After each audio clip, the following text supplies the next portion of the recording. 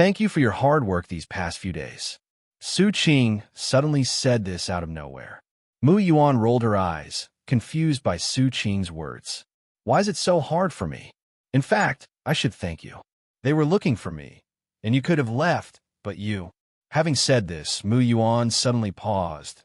Then a tear ran down her cheek and slowly dripped onto the dusty ground, mixing with the dust. So stupid. If you had just left, you wouldn't have been injured so badly. Why didn't you leave? What? Seeing Mu Yuan starting to cry as soon as they had a disagreement, Su Qing stood up from the bed, walked to her, and held her in his arms. They want to take my people away. How can I agree to that? Your indenture is still with me. You are mine for the rest of your life. I will never allow anyone to take you away. Even if his cultivation is far higher than mine, even if his strength is so strong that he can crush me to death with one finger, I will not let him take you away. After saying this, Su Qing looked into Mu Yuan's red eyes and said seriously, remember? Don't ask this kind of question again in the future, because there is only one answer. There is no second answer to this question. I hope that before you ask this question again, this answer will emerge in your mind. Well, Mu Yuan was about to say something when he heard the sound of the door opening.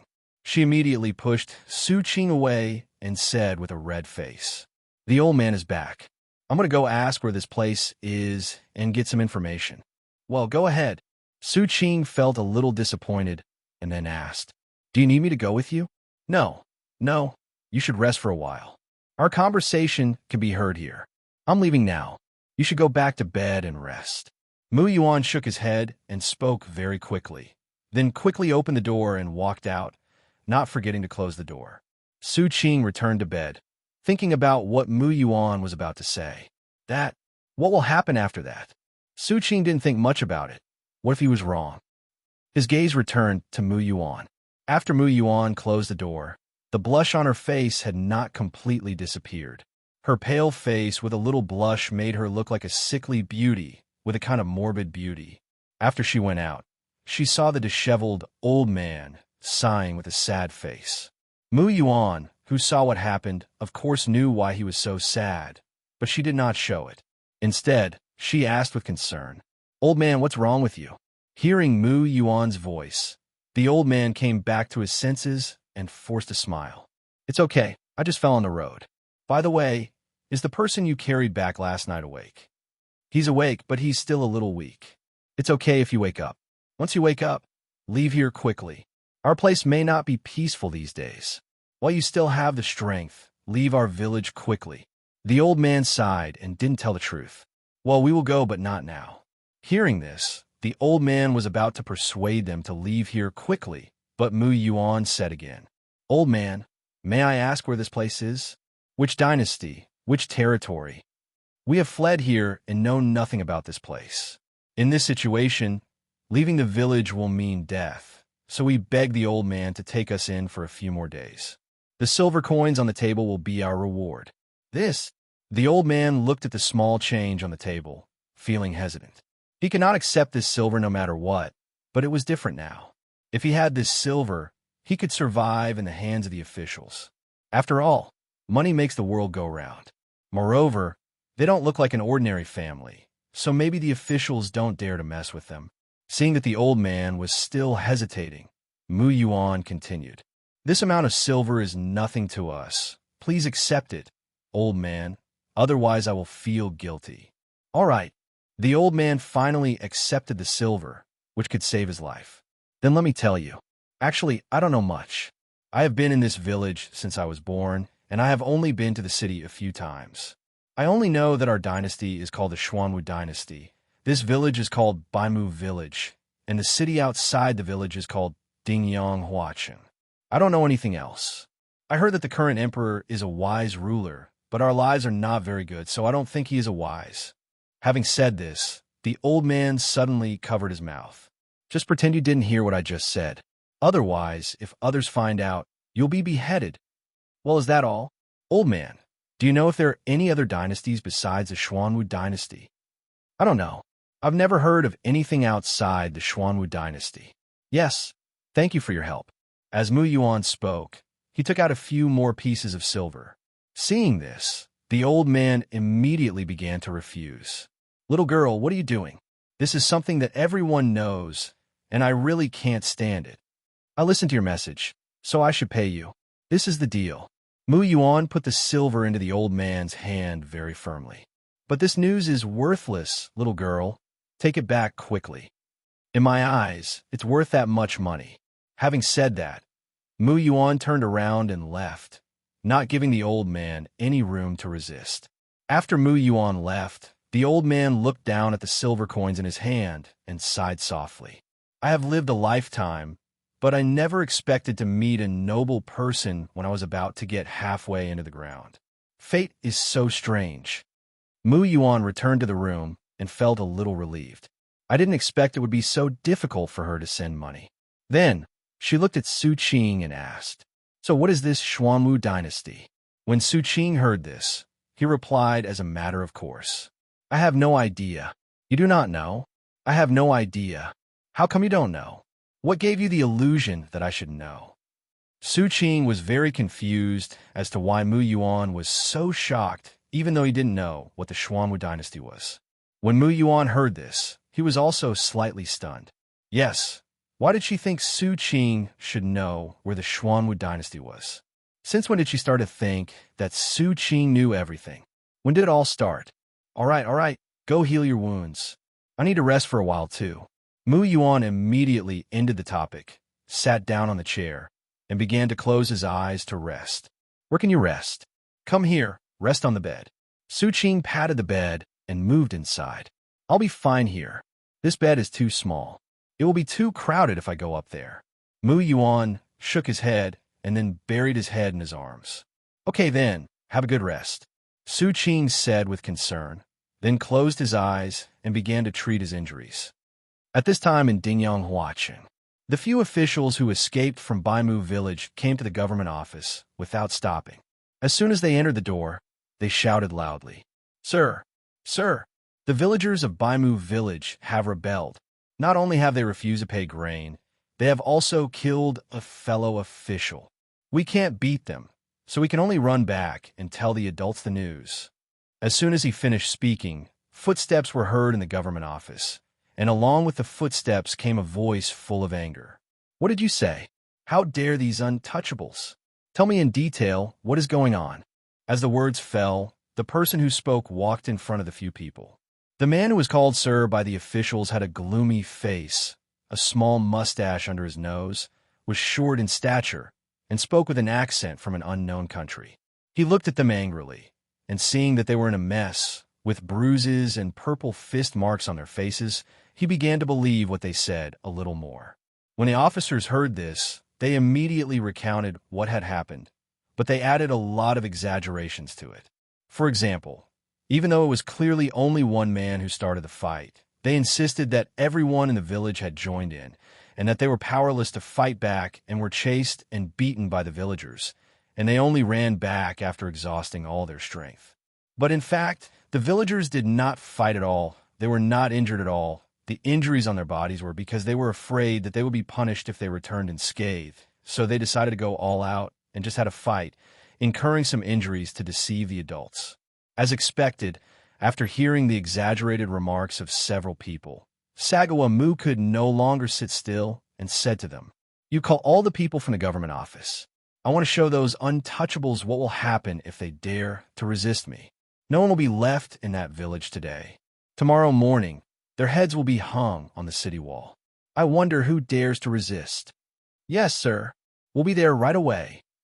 The few people stopped calling immediately, but in a short while, they had called most of the people in the yamen, and the rest continued to maintain the operation of the yamen. Sagawamu counted the number of people and found that there were 80 of them. These officers who had undergone systematic training were enough to massacre the village that could not even afford food. "You all, follow me. The rest of you, remember to spread the news on the notice boards in the city and tell everyone else to be quiet. If this happens again, I don't mind killing you again." After saying that, he led this group of people out of the yamen and walked straight towards Baimu village. In Baimu village at this time, everyone knew that the man had killed the official, and immediately The villagers hurriedly packed up their things, took their dry food and valuables at home, and prepared to leave the village where they had lived for decades. Things are not peaceful outside right now. I heard that a man-eating monster has appeared in the forest. But the villagers can't care about that. Instead of staying here and waiting to die, they might as well run away now. Maybe they will be lucky enough to survive. Su Qing opened the window and looked at the villagers outside who were carrying their luggage and their families, and shook his head slightly. This world is a cannibalism. If he didn't have the system and was unlucky, he would have traveled through time and space to become an ordinary mortal farmer. He would probably be like these villagers, working hard in the fields every day, eating only 2 meals a day, and not being able to get full at all. Then, when the harvest was good, he would be able to have a full meal, but the grain tax came again. If you don't pay it, you are disobeying the court and will be executed. After handing over the grain, you find yourself back to the time of food shortage.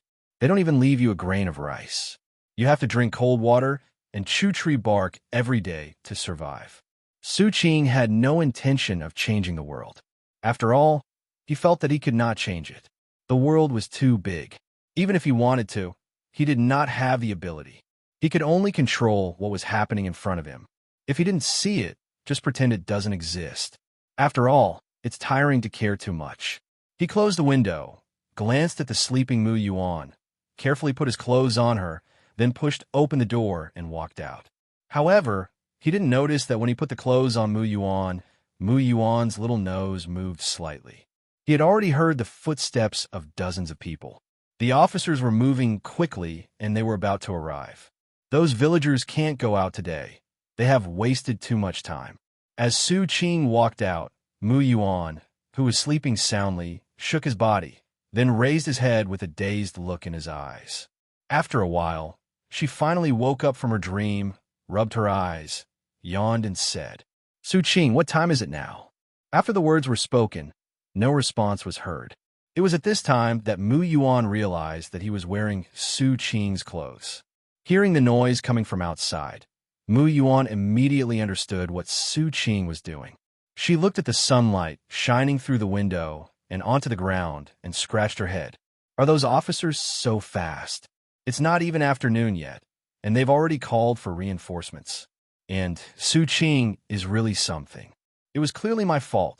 So why did you go there? You're injured and you don't rest. Isn't this worrying? As he spoke, Mu Yuan snorted, then folded Su Qing's clothes and put them into the storage ring. After doing all this, Mu Yuan also walked out and found Su Qing outside the door. Su Qing was observing the surrounding scene at this time and did not notice her. Seeing this, Mu Yuan showed a sly smile. Then, she lightened her steps and walked slowly behind Su Qing. I'll let you be so stubborn and scare you. I'll teach you a lesson. I'll see if you dare to leave me alone and solve problems on your own in the future. Thinking about this, Mu Yuan had already come behind Su Qing and then stretched out his hand towards Su Qing's head. A flick of the head caused a bang. Feeling something strange in his head, Su Qing knew who did it without even having to think. However, he did not show it, but looked behind him in horror. Who? Come out!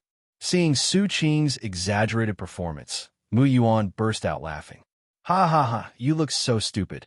I didn't even know you could look so stupid. Mu Yuan covered her mouth and chuckled, as if she had seen something incredible. It's all right to know, but it's impolite for you to say it out loud.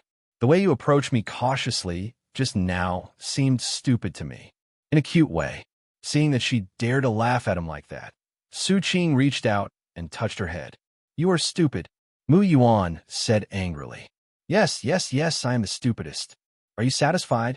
Su Qing didn't want to discuss this topic with her too much, because the answer would already be out when he and Mu Yuan discussed who was the stupidest. Mu Yuan is stupid, but when it comes to discussing who is stupider, I am stupider than her.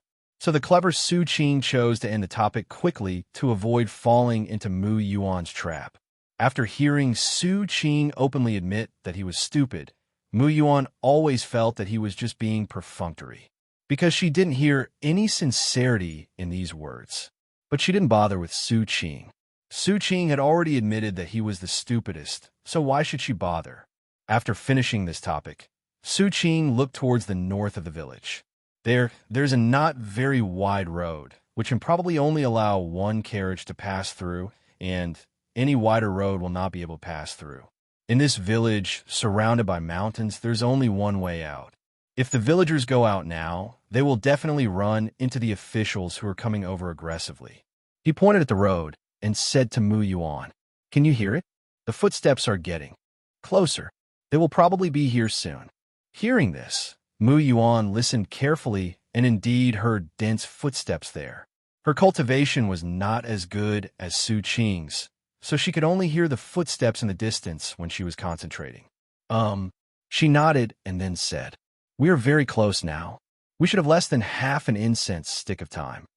"Well, that's about it. Come on, come with me to block the door. The villagers are about to leave. To prevent them from running into the officials and getting killed as soon as they go out, we'd better block everyone there now and not let anyone out." As he said that, Su Qing was about to touch her head. However, Mu Yuan was well prepared. When Su Qing was about to take action, he had already stepped to the side, thus foiling Su Qing's plan. Seeing this, Su Qing curled her lips. "What's wrong with touching it? It won't take away any flesh. It's stingy." Mu Yuan, who did not let Su Qing succeed, was naturally very happy. He hummed a little song and walked towards the only exit of the entire village. Seeing her smug look, Su Qing smiled slightly and followed her. After reaching the exit, Su Qing took out a chair from the storage ring, crossed his legs, and sat on it. Seeing this, Mu Yuan hurriedly rummaged through his storage ring and found that there was no chair in his storage ring, so she could only stand beside Su Qing, feeling unhappy. At this time, a villager had already come over and was very angry when he saw the two of them blocking the road. So the very angry villager walked past without saying a word. "Stay." Seeing this, Su Qing immediately spoke up and stopped the villager. Didn't he see that there was a person sitting in the middle of the road? After hearing Su Qing's words, the villager stopped and looked at Su Qing with puzzled eyes, but did not say a word. Just by looking at the clothes they wore, one could tell that they were not ordinary people. Although he didn't know why they were in this small mountain village, it was obvious that he couldn't afford to offend them. Seeing that the villagers still didn't say a word, Su Qing had no choice but to continue. "I can help you get through the crisis in your village. You can stay here. If you insist on leaving, I won't stop you. But I want to tell you one thing. The officials are already here, and they're taking this road. If you go a little further, you might see them." After hearing this, the villagers walked back, half believing and half doubting. He can't do anything else except listening to advice. Although the efficiency of the government is very slow, it usually takes 3 to 5 days for them to come and investigate a case. But now is a special situation, and no one can predict when they will come. Moreover, this road is the only one connecting the village to the outside world. You might bump into them while walking. So he chose to retreat and find a place to hide. As for what Su Qing said, that he could help them solve the problem, no one would believe it. No one knows where these two people came from, and how can we suddenly solve the crisis for them? It is better to believe that he is the long-lost biological father of the current emperor than to believe them. However, there are still some villagers who don't believe what Su Qing said and insist on leaving through this road. Su Qing did not stop such people. After all, the police were almost here, and they would know whether what he said was true or false soon. Sure enough, after walking a few steps, the villagers saw a bustling group of people approaching from afar. Suddenly, the villagers were so scared that they didn't care about anything else and ran back to the village. Seeing this, Su Qing laughed softly. "I've already told you, they're here. You can't escape. Go home and close the door. No matter what noise you hear, don't look outside out of curiosity, or don't blame me if you get scared." When this sentence reached the ears of the villagers, it immediately caused great panic. However, in Mu Yuan's opinion, this sentence was strange no matter how he said it. It sounded as if they were the bad guys who imprisoned the villagers here, and the officials were here to rescue them. Hiss, now that you mention it, why does it feel weirder and weirder? But after a moment, there was no trace of the villagers at the entrance of the village. There was only Su Qing who was sitting on a chair with his legs crossed arrogantly, and Mu Yuan, who was standing obediently by the side like a quiet little maid. At this time, the officers had already seen the two of them and immediately stopped. Some of them even drew their knives, ready to teach Su Qing and the others a lesson. Sagawamu walked at the front of the team, looking at Su Qing, whose aura was obviously extraordinary, and asked, "What are you doing? How dare you stop the government from doing their work? Catch them." As soon as these words were spoken, more than a dozen officers walked out of the crowd and surrounded Su Qing and the other man. Seeing this, Su Qing raised 3 fingers and gave them an offer they could not refuse. "I'll count to 3. If you don't want to leave, then you can stay." As soon as these people came out, Su Qing knew that there was only one person among them who had cultivation, and that was the leader. However, his cultivation was not high, and he seemed to be only in the initial stage of Qi training. With a person like him, Su Qing could pin him to the ground, even without using spiritual energy. Seeing Su Qing being so arrogant and not taking them seriously at all, Sagawamu instantly flew into a rage and cursed. "Biangwani, are you so arrogant? Catch him for me." As soon as these words were spoken, the officers around them drew their swords and started hacking at them. Seeing this, Su Qing patted Mu Yuan, who was standing next to him, put one hand on his forehead, and said tiredly, "You should solve the problems that you caused yourself. Go ahead. I'm still a wounded soldier, so I need to rest." Hearing this, Mu Yuan rolled his eyes. There are still wounded people. If she hadn't heard the noise and woke up, you would have been ready to kill her. Although she was speechless in her heart, she still moved and pointed a finger at the officer who was rushing toward her. Suddenly, the officer felt his body become very stiff, and he could not move. After pressing the acupoints on this official, Mu Yuan kicked him away and then pressed the acupoints on the next person. She moved very quickly, her footsteps moving back and forth among the crowd like a ghost. Every pause represented the fall of an official. Mu Yuan didn't stop until the last officer fell without a sound. He raised his eyebrows at Su Qing. Seeing this, Su Qing gave her a thumbs up and then said to Sagawamu and the others, "I'm giving you one chance. Either leave or stay. And regarding taxation, you must follow the court standards. If I find you collecting taxes like this again, don't blame us for being rude." At this time, Sagawamu, who had heard everything Su Qing said, frowned. There is no fluctuation of spiritual energy, so the cultivators can be ruled out. This woman is a martial artist with great martial arts skills. However, she does not look very old. Where did this genius come from to be such a young master? And the reason they are against me is just because of the tax issue of this village?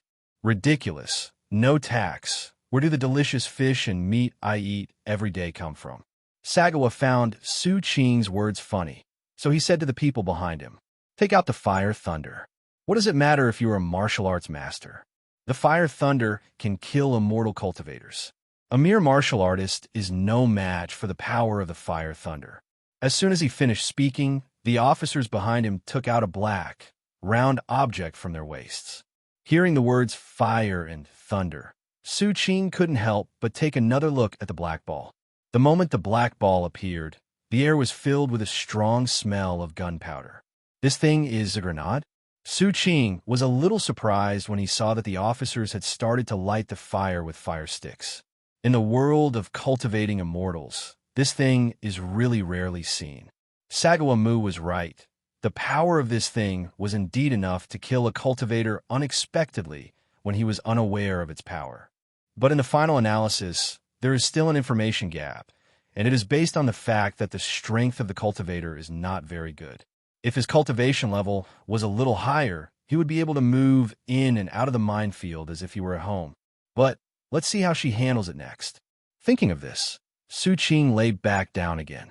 Although Mu Yuan didn't know what a fire thunder was, her intuition told her that this thing was not a simple black ball. It might be some powerful disposable magic weapon. Sagawamu on the opposite side saw that her eyes were clear and a little doubtful, so he knew that she must have never seen such a thing, so the next step was safe. Just as Mu Yuan was thinking, a sky full of firebombs were thrown towards her. Seeing this, She was about to avoid them one by one, but suddenly thought of Su Qing, who was still sitting on a chair. The attacks were so intense. If she dodged them, wouldn't Su Qing be the one who got hurt? That won't work. Mu Yuan shook her head and looked at the fire thunder getting closer and closer. She made a decision. She wants to fight all these things back. Thinking of this, Mu Yuan's figure suddenly disappeared from the spot, leaving only a trail of afterimages. When the firebombs were about to land, he was ready to kick them all back. Seeing Mu Yuan's actions, Sagawa Mu immediately sneered. You are indeed a bumpkin who has never seen the world. You actually want to kick it back with your feet. This thing will explode if you touch it after it is ignited. I want to see what will become of you. It's such a pity that such a beautiful girl lost her life because of her own stupidity. Alas, it's such a pity, but who did they do to offend me? Sagawa Mu had a look of success on his face when he smiled. Not long after, the fact turned out to be just as he expected. When Mu Yuan's foot just touched it, the fire mine was instantly detonated. The violent explosion affected the other fire mines. Suddenly, the road was filled with loud gunfire, flames splashed, and thick black smoke surrounded everyone. Ahem!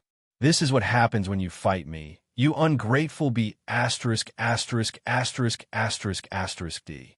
Sagawamu covered his nose and waved his sleeves to disperse the black smoke around him. After a while, a gust of wind blew and dispersed the black smoke on the road. Just when Sagawa Mu was about to leave, he suddenly saw Mu Yuan's figure still standing there. His clothes were intact, and his hands hanging below were clenched tightly. Blue veins appeared on his half-white and half-black hands, and he looked at him with a dark face.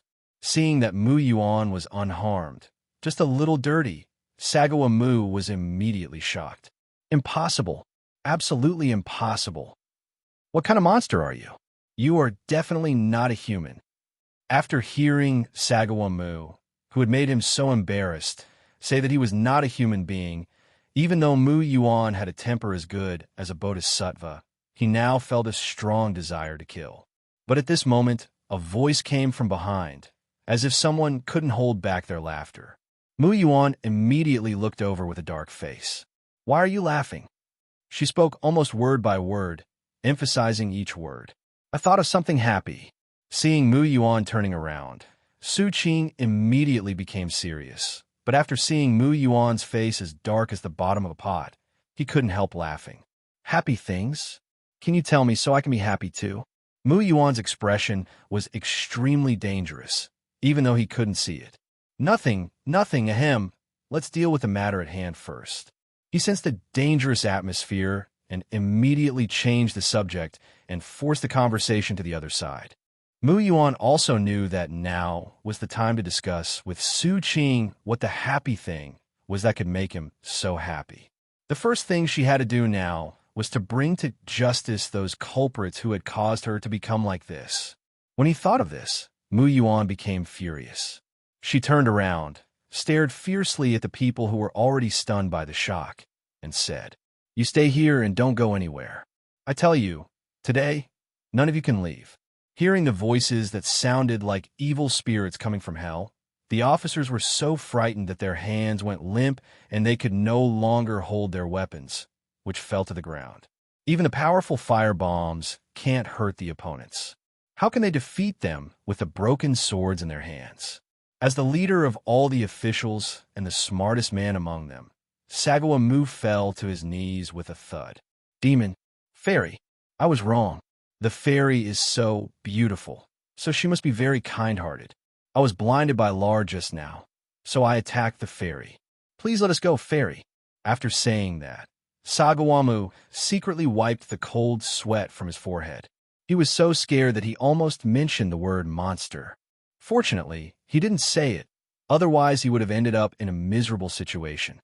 Fortunately, he thought quickly and replaced the monster with a fairy. Hearing this, Mu Yuan laughed instead. Oh, then what do you want to do in this village with such a fierce attitude? Forehead. Sagawamu suddenly became speechless, and cold sweat kept streaming down his head. Fortunately, his head was now against the ground, so no one could see his panicked expression. This, fairy, We are here to bring warmth to our fellow villagers.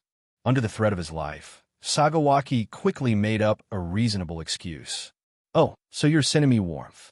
To be honest, the warmth you are sending is indeed very warm, but your gentleness is a bit too much. It has burned my face black. Do you think I should thank you for sending me warmth? After all, I am not from the village. You generously gave the kindness that you originally intended for the villagers to me, an outsider. You have a really good heart. As Mu Yuan spoke word by word, the sense of danger in the air became stronger and stronger, and people were so frightened that they couldn't straighten their backs. Sagawa Mu didn't dare to say anything now. After all, the more he spoke, the more mistakes he made.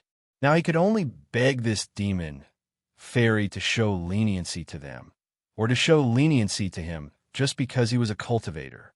Hey, as long as you can tell the truth, I won't do anything to you, not even a hair. But if you still want to lie to me, then the end will be like a burst watermelon, with red juice spilling all over the floor. Mu Yuan's voice came calmly and playfully, but to Sagawa Mu's ears, it was the voice of an evil spirit from hell. Since he had already said that he would not do anything to them, Sagawa Mu made up his mind and told them everything mixed with his personal emotions. Fairy, we came to Baimu village this time because they didn't pay taxes and killed one of our officials. So we came to seek justice from them. We brought so many weapons just to protect ourselves. After all, those unruly people might attack us. We are only doing this for our job. The emperor has set the tax. If they don't pay the tax, they are defying his order. We are just following his orders. After hearing these extremely dishonest and exaggerated remarks, Mu Yuan did not say anything, but came to Su Qing. I'll leave the rest to you. After all, I told you I wouldn't do anything to them. And who told you to laugh at me just now? Humph. Hearing this, Su Qing knew that she could no longer continue watching the show, so she stood up from the chair and brushed her face with her hand. In the blink of an eye, the black dust on her face and body disappeared. Purification? You can also use spiritual energy? Why didn't you use it earlier? Why did you leave me standing there with a gloomy face like a fool? Mu Yuan looked at his clean hands and quickly grabbed Su Qing, wanting a reasonable explanation. I am injured, and the spiritual energy in my body is suppressing the poison, but who says I can't spare a little spiritual energy to cast some small spells? My Dantian is not damaged. It can still absorb spiritual energy normally. Su Qing smiled, tapped Mu Yuan's forehead, and then walked towards Sagawa Mu and others. After hearing this, Mu Yuan noticed that Su Qing's body had always been clean. Even after the firebomb exploded, there was not a speck of dust on his body.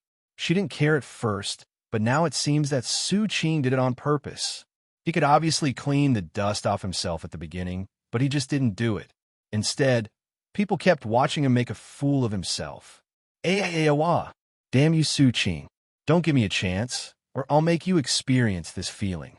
If Su Qing is a villain in Mu Yuan's heart, then this villain's body is probably full of sharp silver needles. Su Qing knew what Mu Yuan was thinking at the moment, but he was a magnanimous man and would definitely not care about it. Coming in front of Sagawaki, Su Qing stepped on his head. You don't seem to be very obedient. How dare you tell such a lie? Then let me ask you, how much grain tax does the emperor want everyone to pay? Sagawamu, who was stepped on by Su Qing, dared not speak out and said tremblingly, 30 stones. Then how much food do you want the villagers to hand over to you? Yes, that's also 30 stones. Even at this time, Sagawaki was still very dishonest, which made Su Qing very annoyed. Since you don't even dare to tell the truth, then don't talk anymore. Su Qing suddenly pulled Sagawamu up, then grabbed his neck and used his spiritual energy to tear his vocal cords apart. He is a cultivator, so this injury is nothing to him. He can even slowly repair his vocal cords over time. But how could Su Qing not know these things? If you want to make him speechless for the rest of his life, then make him speechless for the rest of his life. Su Qing directly injected the Yinlei into Sagawa Mu's body and let the Yinlei attach to his vocal cords. As long as spiritual energy approached, the Yinlei would devour the spiritual energy to ensure that his vocal cords could not be repaired in this lifetime. After doing all this, Su Qing threw Sagawa Mu to the ground, looked at Sagawa Mu, who was covering his throat with a panicked look on his face, then turned to the others and said, "Now, let me see who else dares to lie to me." As soon as the words fell, someone ran away. Seeing this, Su Qing smiled brightly. "Since you're so proactive, I have to choose you." Su Qing instantly came in front of the person who wanted to escape and blocked his escape route. He stretched out his hand, grabbed the head of the person in front of him, and said softly, "So if the truth is not what he said, please stop lying to me. My patience is very limited. Don't kill me," I said. The officer knelt directly in front of Su Qing with a fawning look on his face, like a pug, and was almost hugging his legs. "My lord, the grain tax set by the emperor is indeed 30 sure, but this dog official who takes human life lightly." At this point, the officer pointed at Sagawaki angrily, his eyes looking as if he wanted to eat him. He tampered with a rice bucket so that the original capacity of 30 dan of rice could hold 35 dan, or even 40 dan, or even more. "Oh, you didn't lie to me, did you?" Su Qing just looked at him with a scornful smile on his face. "How dare I lie to the immortal? I am telling the truth, immortal. He told us to do all this. I have elderly parents and young children at home.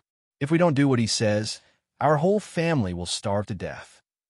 As soon as these words were spoken, all the officers reacted and immediately started to play the victim in front of Su Qing. For a while, this place turned into a competition of comparing misery. Some said that he had 108 younger brothers and sisters at home waiting to be raised by him, and some said that his parents had a terminal illness and were in urgent need of money. Anyway, they would say whatever miserable things were, and the more they talked, the more outrageous it became. Su Qing was so annoyed by their noise that he didn't care how much truth there was in their words. He just used his spiritual energy to knock them all out. The world suddenly became quiet, and Su Qing breathed a sigh of relief. At this time, Mu Yuan came over, looked at the group of people lying on the ground, and asked, "What should we do with this group of people?" "Don't deal with them. Wait until they wake up. Once they wake up, they will run away." If I wasn't afraid that killing them would attract the attention of the court here, I would have killed these people who never tell the truth. Because he didn't know the specific strength of this dynasty, he finally chose to be cautious. Hearing this, Mu Yuan suddenly felt ashamed. "No, even if you didn't kill them, you did it. How could the court let us go? Simple. We are cultivators with powerful forces behind us. No matter which dynasty it is, as long as we don't break off relations with them, they won't attack us. Not to mention that we won't stay here for long. It's still unknown whether they can find us." Su Qingfeng said calmly, "This is the confidence given to him by someone behind him. No matter who it is, no one wants to provoke the giant Su family." "Then what's next?" Mu Yuan carefully walked around a group of dead officers lying on the ground, trying not to step on them, and came to Su Qing. "Where are we going next? The movement you made was too big. It would be bad if we attracted those people." Hearing this, Su Qing said without hesitation, "Have no idea. I've never heard of this crappy place. How would I know where to go next? Let's go to the city to get some information first. Once my injuries are completely stabilized, I will start a breakthrough to the Golden Core stage. When I break through to the Golden Core stage, I will have a better chance of facing that person." Su Qing was speaking when he was suddenly stunned. It was not because of anything else, but because the system, which had never taken the initiative before, actually jumped out this time. Ding! The main quest is detected to be too difficult. Now issuing a transitional side quest, Breakthrough Jindan / Heroine Breakthrough Jindan. After the host breaks through the Golden Elixir, he will be rewarded with a passive skill, Desolate Heaven and Earth.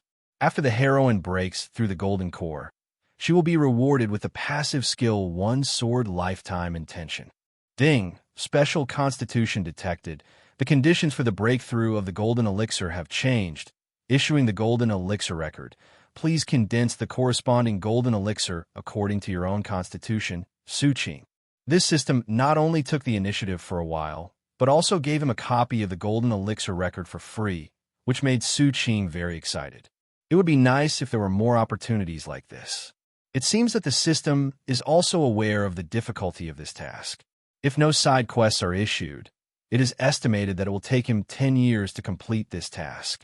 After all, according to his calculations, even if he reached the Golden Core stage, he would not be able to fight against the people who were chasing Mu Yuan. Only by advancing to the nascent soul stage could he defeat those who were chasing him. Moreover, it is still unknown how many people are chasing Mu Yuan. What if that person is just one of them and he can call the others with a snap of his fingers? Then he will have to run. Seeing Su Qing suddenly stunned, Mu Yuan stretched out his hand and waved it in front of him. Hey, are you okay? Are you unable to suppress your injuries? Oh, I'm fine. Let's go to the city first. Su Qing came back to his senses, shook his head, then took out a hat and a mask and put them on his face. The mask was a pure white mask. Except for 2 holes for the eyes, the rest of the mask was smooth, giving off an indescribable weird feeling. Coupled with his black clothes, if he went out in the middle of the night and was seen by someone, he would definitely be scared. Why are you looking at me? There are so many people in the city, it's better to be careful. Su Qing said as he took out a pure black mask that was the same as his, but much smaller. You put on too. Oh. When Mu Yuan heard this, he put on the mask obediently. Although this mask is ugly, this is not the time to worry about whether it is ugly or not. This mask seemed to be tailor-made for her and could perfectly cover her face. So, after putting on the mask and the hat, Mu Yuan, wearing a pure black mask and all white, appeared here, forming a magical contrast with Su Qing. One was dressed in black but wore a white mask, and the other was dressed in white but wore a black mask. When they stood there, they looked like the black and white evil spirits in martial arts novels. Mu Yuan took out the mirror and looked at himself. It was so scary. Just looking at Su Qing, he could only see a pair of eyes. Su Qing's eyes were scary even without any expression. If one was not very brave, one would be scared to death by just one look from him. Let me talk about her. Never mind, she didn't have much to say. It was just scary anyway. Snort. Are you sure that we could be considered low-key? Mu Yuan looked at herself in the mirror and found herself more and more creepy. She couldn't think of any similarity between her current outfit and the word low-key. TSK, you don't understand this. Su Qing shook his head and then said with relish, this is called reverse thinking. They think we are being hunted, so they will try to hide as much as possible. They will never dress so eye-catchingly as we do now. Look at the way we are now. If we stand in the city, how will others see us? In their eyes, what kind of identity will we have? As he spoke, Su Qing patted the mask on his face. Is it some kind of heavenly ranking assassin? Or some dangerous evil cultivator? Will anyone think of our true identities? This is impossible. As long as we don't reveal our true identity, those who are chasing us will not cause trouble, even if they pass by us. They will just stay away from us. After all, they are not fools. If they want to investigate every single person and know everything about other people they see on the street, they would have caused countless troubles. How can they have the energy to come to us? Looking at our appearance, others can't hide from us even if they want to. Is there anyone who wants to get close to us? That seems to be the truth. Mu Yuan thought about it and then asked, aren't we going to the city to get information? How can we get information dressed like this? Hearing this, Su Qing coughed twice and said, the mountain man has his own clever plan. You don't have to worry about these. After I plant the mark on these people, we will set off. Yes, but is your body okay? Will the mark you? This effect can be said to be extremely powerful. The suppression of heavenly thunder on cultivators is very strong. You know, some people would not fight to the death to break through the realm and attract heavenly thunder even if they choose to die of old age. However, Su Qing had no idea where to find the thunder pool. Compared with him, if Mu Yuan also wanted to condense a golden elixir that was extremely suitable for her, then she would need to gather together 5 natural treasures with different attributes of gold: wood, water, fire, and earth, namely Luo Yu Qi Yin, Lihua Exine, Yin Guang Tian Lien, Qing Yun Yao Jin, and Fei Yun Lei. In short, he hadn't heard any of them. However, Mu Yuan is only in the initial stage of foundation building, and there's still a long way to go before he can reach the 9th stage of foundation building, so he can look for it slowly. Thinking of this, they were almost out of the city. At this time, Su Qing suddenly thought of something and quickly took out the portrait. He looked at the portrait again and finally saw a name in the lower right corner of the portrait. Strange name? Why should I look at it again? Su Qing shook his head, suppressed the strange feeling in his heart, and then destroyed the portrait. And on the other side, I don't know how many days ago, in the dungeon of Heroine Sect, Qian Yuan leaned against the wall, counting the time silently. 2 days. Qianmei hasn't been here for 2 days. What's she doing? Because his spiritual energy has been restored, Qian Yuan's current state has reached its peak. He can detect any disturbance at the first time. However, so much time has passed, let alone Qianmei. Even the guards in the dungeon can't see a single hair. This makes people very suspicious whether something has happened. Thinking of this, Qian Yuan immediately decided to do an experiment. He first broke the chains on his body, then waited for a while. When he found that there was still no movement, he became a little bolder and directly shattered the prison door in front of him, including the frame. However, the dungeon was still very quiet, without any movement, just like a pool of stagnant water. Has Qianmei been executed? Seeing that no one came, Qian Yuan stopped pretending and destroyed the cages around him as he walked. When he reached the door of the dungeon, there was a mess behind him. He stretched out his hand and drew a line in the air. Then, the door in front of him was cut into small square stones, as if by countless sword chi. After walking out of the dungeon, the bright sunlight made Qian Yuan, who had not seen the light for a long time, cover his eyes unconsciously. After his eyes adjusted to the light, he looked around, only to find that the entire Heroine sect was dead silent, without a single sign of life. There were no signs of a fight, and it didn't look like everyone was wiped out in one fell swoop. Qian Yuan couldn't figure out why, and his first thought was to tell his father about his current situation. But just as he was about to send the message, he stopped. Although he is the crown prince of the Dacian dynasty, this does not mean that he will be the future emperor. He has more than a dozen younger brothers, and only the most outstanding one can become emperor. If this matter gets to the ears of his father or the ministers, then he will have no chance of becoming emperor. As the crown prince of the Dacian dynasty, not only was he captured by evil cultivators, but he also almost lost his virginity.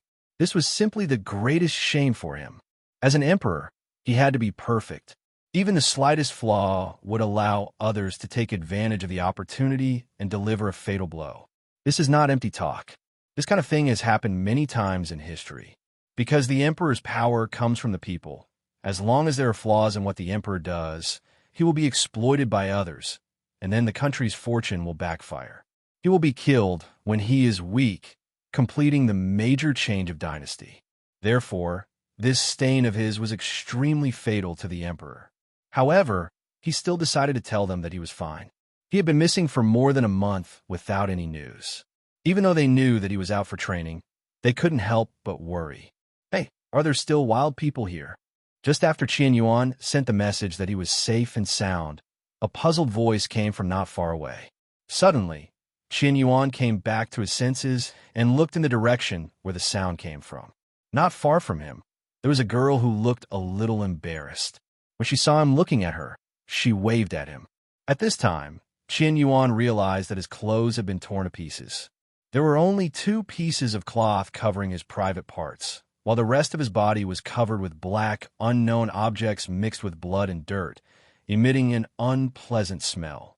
But he was obviously familiar with the smell, so he didn't feel anything, but slowly walked towards the girl. When the girl saw Qian Yuan walking towards her, she immediately panicked. It wasn't because she was afraid, but because the smell on him was so overpowering that the girl pinched her nose, frowned, and stepped back. Qian Yuan took a step forward, and she took a step back. Stop, stop, stop. Can you understand me? Hearing this, Qian Yuan stopped immediately. Don't move, please don't move. As the girl spoke, she condensed a ball of water, closed her eyes, and directly washed Qian Yuan inside and out. After leaving Qian Yuan, the water turned pure black, with some unknown residues floating in it, and even insects could be seen swimming around in it. Seeing this, the girl threw the ball of water away in disgust. After sniffing the much smaller smell in the air, the girl asked Qian Yuan, who had been washed clean, "Who are you? Do you know where this place is?" "Forget it. Judging from your appearance, I don't know either. Are you lost or are you fleeing? If you're lost, where do you live? I'll take you back." After hearing this, Qian Yuan finally spoke his first words. "My home is far away from here. I probably won't be able to go back in 100 or 80 years. "Oh, I'm so sorry," the girl said apologetically. Obviously, she misunderstood Qian Yuan's meaning. Qian Yuan meant that his home was in Zhongzhou, and if he walked back, it would take him 500 years, let alone 100 or 80 years to get back. The girl's understanding was that Qian Yuan's family members had all gone to hell, and that he would be gone for 100 or 80 years, and when he died of old age, he would be able to go down to the underworld to see his family. When the girl thought of Qian Yuan's tragic life experience, she felt a little distressed for him. Seeing the girl's distressed expression, Qian Yuan knew what she was thinking. "Well, since you have nowhere to go, then follow me. I don't have many days left to live, so just think of this as a sign of kindness before I die." Having said that, the girl sighed again. She came back this time to see if there were any elixirs in the sect, but after searching for a while, she didn't see any elixirs, not even a single hair. She still has 2 pills on her body, and she has more than 4 months left. After these 4 months, the poison in her body will take effect, and she will die. When Qian Yuan heard the girl say that she didn't have many days left to live, he immediately asked, "Why?" Hearing this, the girl sighed and said, "This matter is very complicated. I can only say that those who understand will understand. If you don't understand, you won't understand even if I tell you. The water is very deep here, and you don't look like you can handle it. So just listen to my advice and don't ask about this matter." The girl's words confused Qian Yuan's mind. What is going on? Is there any difference between saying so much and saying nothing? The girl came back to her senses, stared at Qian Yuan's strong body, and then took out a piece of women's clothing from somewhere. "Look, I don't have any other clothes here, so you have to make do with what you have." As he said this, he stuffed some food into his hand. Looking at the women's clothing in his hand, Qian Yuan's brain was like a rusty gear. It couldn't turn no matter how hard he tried, and it crashed. Women's? He, Qian Yuan, is the emperor, and you want him to wear women's clothes? If this were to get out, wouldn't he be laughed at from beginning to end, from his youth to his old age? And after he was buried, people would say at his grave, "Hey, do you know that the reason why Qian Yuan didn't become the emperor was because of women's clothing? Isn't that ridiculous? This kind of thing is simply horrible. That kind of thing must never happen. Women's clothing is absolutely impossible." When Qian Yuan thought of those horrific scenes, his whole body went numb, and he quickly returned the women's clothes. "How could I, as a man, wear something like this? But you are naked now. Aren't you cold?" As the girl spoke, she touched Qian Yuan's body and found that his body was as hot as a stove. He was used to Qian Mei's teasing and didn't feel anything about the girl's boldness. Instead, he said, "These are 2 different things. I can use leaves to cover my naked body, but women's clothes. If someone saw me, I would never be able to raise my head again in my life. Oh, that's my fault." The girl scratched her head, then thought of something and took out a hard black bun from somewhere. "Hey, are you hungry? I know this place. There's nothing here. It's very stingy. Since you can walk here, it must have taken you a lot of time and energy." The girl said this with some reluctance, but still handed the steamed bun to Qian Yuan. Seeing this, Qian Yuan shook his head. "I'm not hungry. You can keep it for yourself."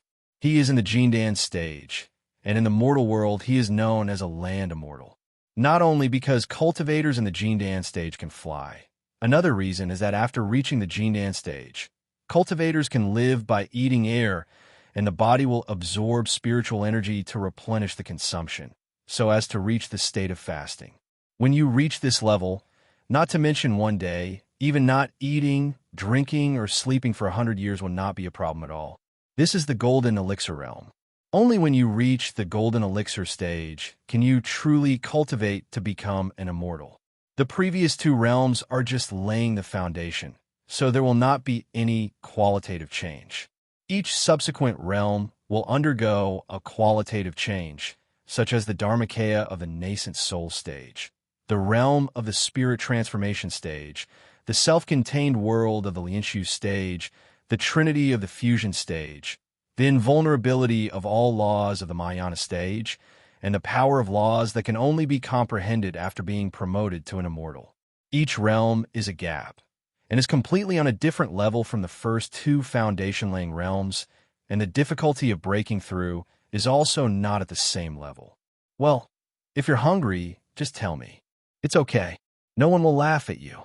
After saying this, the girl hesitated for a moment and finally decided to break the hard bun into two halves and gave the larger one to Qin Yuan. No, I really don't. Qin Yuan looked at the steamed buns, which had no appetite at all, and politely declined the girl. Seeing that Qin Yuan insisted on not taking it, the girl did not give up and directly put the steamed bun in Qin Yuan's hand.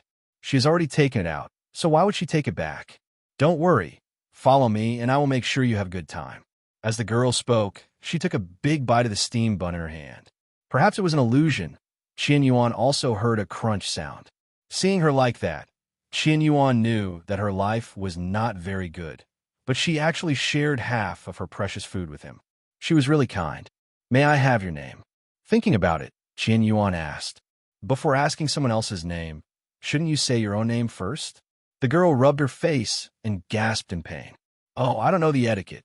Qin Yuan shook his head and said apologetically, My name is Qin Yuan, and I am... Qin Yuan thought about it and decided to clear up this misunderstanding. He is the crown prince of the Daqian dynasty in Zhongzhou. After hearing this, the girl was stunned for a moment and then burst out laughing. The girl covered her mouth with one hand and pointed at him with the other. You, Prince, do you know what your symptom is called? You might have some problems here. The girl pointed at her head and said to Qin Yuan. He was filthy and naked, and when he stood there, people would believe him if he said he was a refugee beggar. He, the prince? Instead of believing that he is the crown prince, you might as well believe that she is the founding emperor of Daqian. Give her 10 taels of silver, and when all her confidants come back, I will appoint you as the imperial teacher. Seeing the girl's look of disbelief, Qin Yuan felt helpless. These days, no one believes the truth. Forget it. Since she doesn't believe it, then let it be. No matter what she thinks, she will definitely know the truth by then anyway. As for now, he should just follow her. Qin Yuan really wanted to know what she meant by saying that she wouldn't live long. It's up to you to believe it or not. I've told you my name now, so it's time for you to tell me now. Hearing this, the girl giggled. Can't. Why? You didn't tell me your real name, you lied. This is Dongzhou. Why would the prince of Ren's Hangzhou come to Dongzhou? Not to mention that he's a prince. Look at you. Apart from your pretty face and nice figure, how else do you look like a prince? Now stop lying. If you keep lying, I won't care about you. Although there is no one left in the Heroine sect, the maze is still running. Without me, you can't get out of here. So stop lying. I'll give you one more chance. Tell me your real name, or I won't care about you anymore. The girl crossed her chest with one hand and placed the other hand on Qin Yuan's chest. Qin Yuan was very sad that the truth was taken as a lie. So he said, You, just call me Qiu Qian. This time it's real. This is my name. Hearing this, the girl stared into his eyes and saw only sincerity. Forget it. Even though I don't quite believe it, I'll still tell you my name. Otherwise, how are you going to call me? Hello? Or you? It all sounds weird. My name is Jiangyu. Remember it well. Yes, I remember that. Qin Yuan nodded. Although the name Qiu Qian is not his real name. For him, this name is used more often than the two words Qin Yuan when he is out in public. As a prince, he has to pay attention to etiquette at all times, even when walking outside. But Qiu Qian doesn't need to. Do whatever you want. There is no need to be hindered by the name Qin Yuan. The one who did, that was Qiu Qian. What does he have to do with me, Qin Yuan? So Qiu Qian can be considered as a second name. As he thought about it, he subconsciously wanted to choose something. Then he found himself biting on a stone and instantly came to his senses. This what? Qian Yuan smacked his lips and looked at the steam bun in his hand. When Qian Yuan saw the teeth marks on the steam bun, he was shocked. What he just bit was actually a steam bun. It was so hard that he thought he had bitten a rock, but it turned out to be a steam bun. Qian Yuan was a little bit unconvinced, so he put the bun to his mouth again and slowly applied force. Crack! The steam bun split directly in the middle, and the crack was very clean, just like a stone. Is this thing really for human consumption? Qian Yuan moved his chin. Are you sure you won't choke to death if you put this thing in your mouth? Do you usually eat these? Qian Yuan looked at Jiang Yu in surprise. Yes, what else would we eat? Tree bark? Or guanine soil? Don't laugh at me for telling you this. This is the first time I've ever gone out in my life. I don't have a penny and I don't know anything.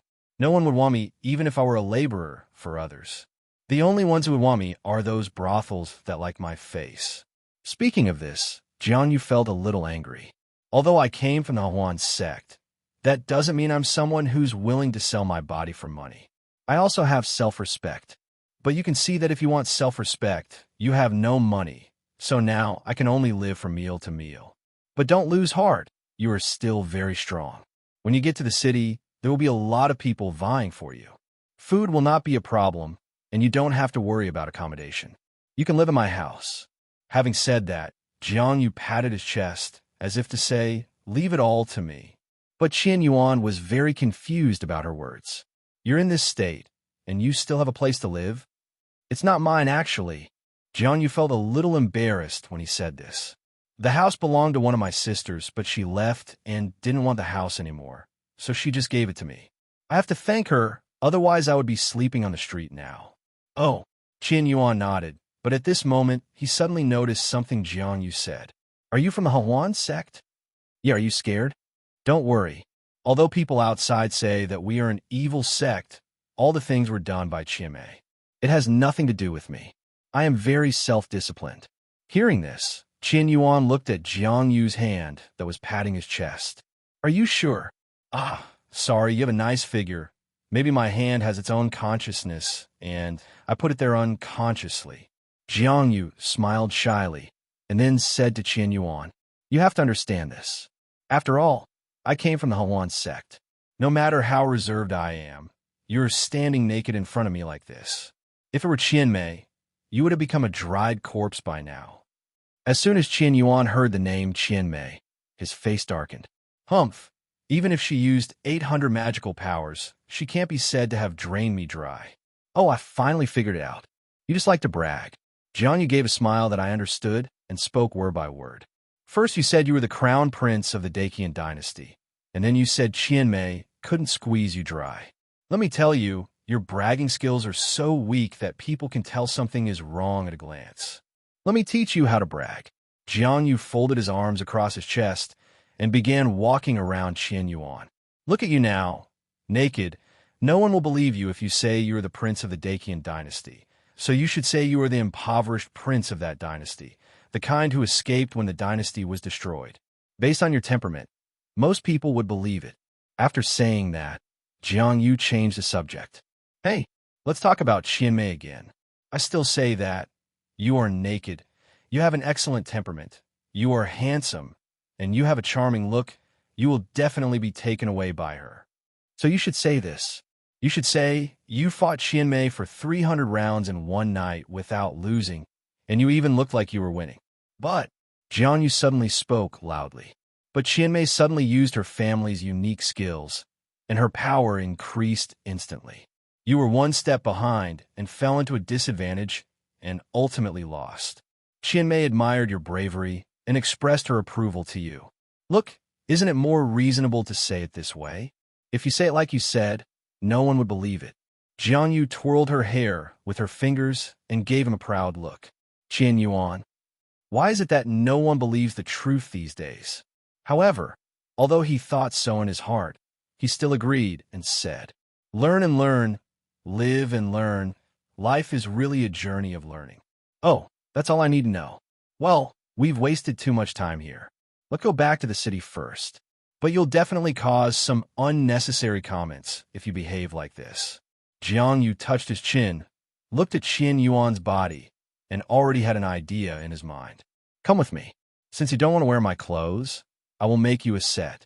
Looking at Jiang Yu's appearance, Qin Yuan felt something was wrong for some reason.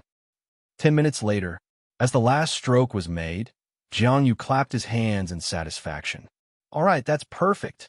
Hearing this, Qin Yuan slowly opened his eyes and looked at the pool in front of him. I saw a savage standing there stupidly, wearing clothes made of leaves and with red and green stripes on his face.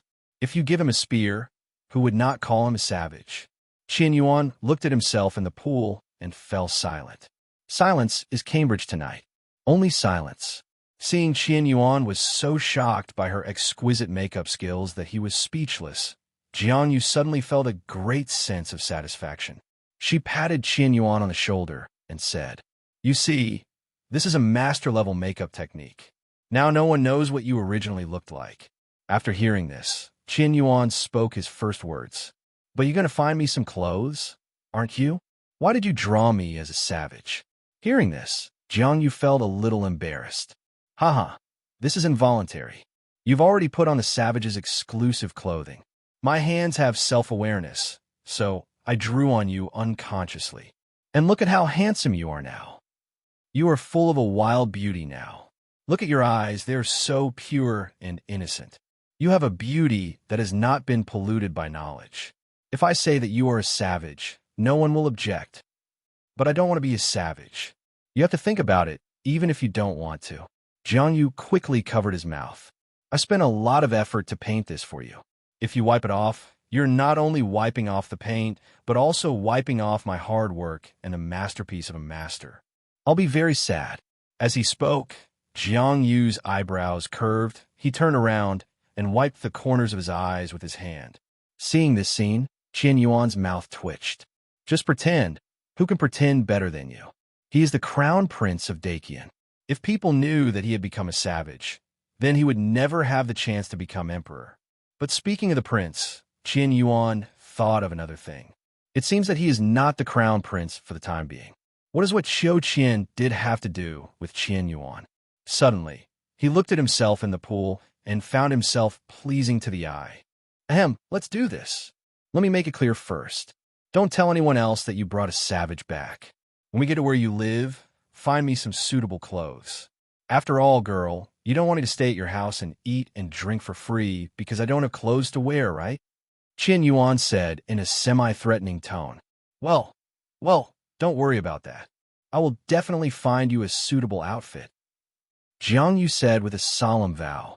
She had very little money on her. Where could she buy clothes for him? So she decided to try her luck on the road to see if there was any blind robber who dared to rob them. Then she could just turn the tables and snatch the clothes from the other party. If not, then just eat and drink for free. Look at him now, so innocent and pleasing to the eyes. Just think of him as having a talking dog. Seeing Jiang Yu so sure, Qin Yuan also dispelled his doubts. After all, he had already said that he wanted to eat and drink for free. How could she tolerate Jiang Yu, who couldn't even support himself? I can't stand it anymore. So Qin Yuan naively believed Jiang Yu's lies. It can only be said that Jiang Yu is worthy of being a member of the Heroine sect. He is very good at deceiving people. Poor Qin Yuan is just like Monkey King. He can't escape from the five-finger mountain of Buddha Jiang Yu at all. He is played around by Jiang Yu. On the way back, Qin Yuan looked at Jiang Yu, who was relaxed, but still couldn't figure out why she said that she didn't have many days left to live. Thinking about it, he asked doubtfully, "What do you mean when you say you won't live much longer? This is not a big deal. You know, I am from the Heroine sect and the daughter of Chiame. In order to control us, she poisoned us. We have to take the antidote on time every month. If we don't take it on time, the poison will take effect.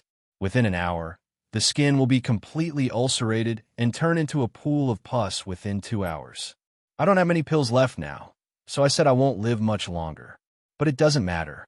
When the time comes, I will find a good place, put on the most beautiful clothes, dig a hole, lie in the coffin, take one last look at this beautiful world, take the sword my sister gave me, and commit suicide in the coffin." Jiang Yu spoke calmly, as if she was not the one who was going to die. "But don't worry.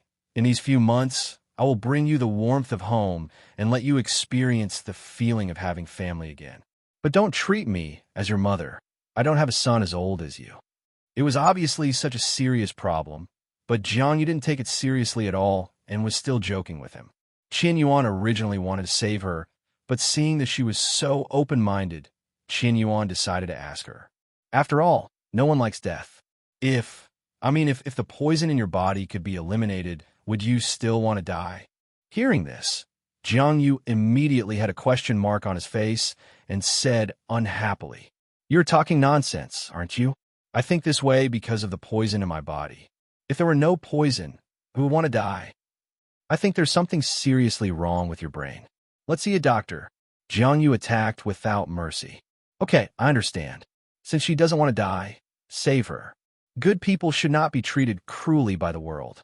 Thinking of this, Qin Yuan took advantage of Jiang Yu's inattention and pulled out a strand of her hair. What are you doing?" Jiang Yu felt the pain in his head and immediately covered his head, then turned around and questioned Qin Yuan. Seeing this, Qin Yuan immediately put his hands behind his back, raised his head, and looked at the blue sky. "Me? What did I do? I didn't come." Jiang Yu looked at Qin Yuan with suspicion, then muttered a few words under his breath and turned away. Just when Qin Yuan was about to hand the hair to the imperial physician through the imperial seal, Jiang Yu turned around and launched a surprise attack. "Huh, you dare to pull your aunt's hair? Watch out." Jiang Yu immediately grabbed Qin Yuan's hair. If this claw reached down, Qin Yuan's head would be bald. Frightened by Jiang Yu, Qin Yuan almost released a spell, but fortunately he reacted quickly and immediately suppressed the spiritual energy in his body and released control of his body, allowing Jiang Yu to pull out a handful of hair as he wished. Jiang Yu. She looked at the handful of hair in her hand and Qin Yuan's bald spot on his head, smiled awkwardly, then put the hair back on Qin Yuan's head and patted it. "Haha, I'm sorry. I didn't use much force. Who knew they were so loose? They came off as soon as I pulled." "It's okay. They're just minor issues." There was a hint of crying in Qin Yuan's voice. Heartbroken, because he was afraid that the spiritual energy in his body would automatically protect its master, he took off all the hair on his head first. This resulted in Jiang Yu grabbing a handful of hair even though he didn't use much force. Just as Qin Yuan was comforting himself in his heart, a breeze blew and blew away all the hair on his head. Qin Yuan. Jiang Yu. Puff. Jiang Yu looked at the brand new Qian Savage bald guy Yuan and couldn't help laughing out loud. I'm sorry, I didn't mean it." Jiang Yu apologized to Qin Yuan while smiling. Qin Yuan didn't know what to say now. He touched his bald head and felt that he had ruined all the dignity of the prince. It's okay. Qin Yuan comforted Jiang Yu, and at the same time comforted himself. "It's just a few strands of hair. They will grow back in a few days. Haha, I'm really fine. You don't have to apologize to me. I will comfort myself." Qin Yuan laughed loudly, but there was no trace of a smile on his face. "Let's go quickly. It's more important to hurry." "Oh, okay, but are you really okay?" Jiang Yu looked at Qin Yuan, who had lost his brilliance, and asked worriedly. It's okay. What can happen to me? Baldness is a symbol of strength. I am bald, which means I am strong. Then shall we go? Go. You really don't have to worry about me." "Okay." In the blink of an eye, the two of them walked out of the Heroine sect and were now walking on a rarely traveled path. Suddenly, a group of bandits jumped out. "I planted this road. I cut this tree. If you want to pass through here, you have to leave money for passage." The bandits are all big and strong, and you can tell at a glance that they make a lot of money. However, Jiang Yu's attention was not on them. No, it was on them, in the clothes they wear. "Hey, look, that one seems to suit you very well."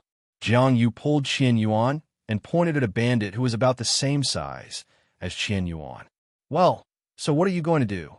"Why ask? Of course I borrowed it for you. Don't you want a piece of clothing?" "Oh, that's a good feeling." Qin Yuan nodded. When the bandits saw these two ungrateful people, not only were they not afraid of them, but they also pointed fingers at them. Damn, how could they tolerate this? If I don't teach you a lesson, you really don't know how to write your own names. Come on, all of you. Chop the men off, and leave the women for everyone's fun." As soon as these words were spoken, all the bandits rushed towards them with their fangs bared. "Don't be afraid, just look at me."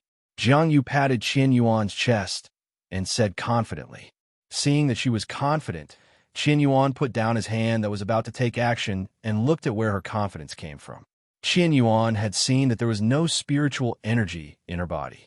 Although it was ridiculous for a disciple of the Heroine sect and Qian Mei's daughter to have no cultivation, that was the fact. There is no spiritual energy at all. So Qian Yuan wanted to see what made her so confident.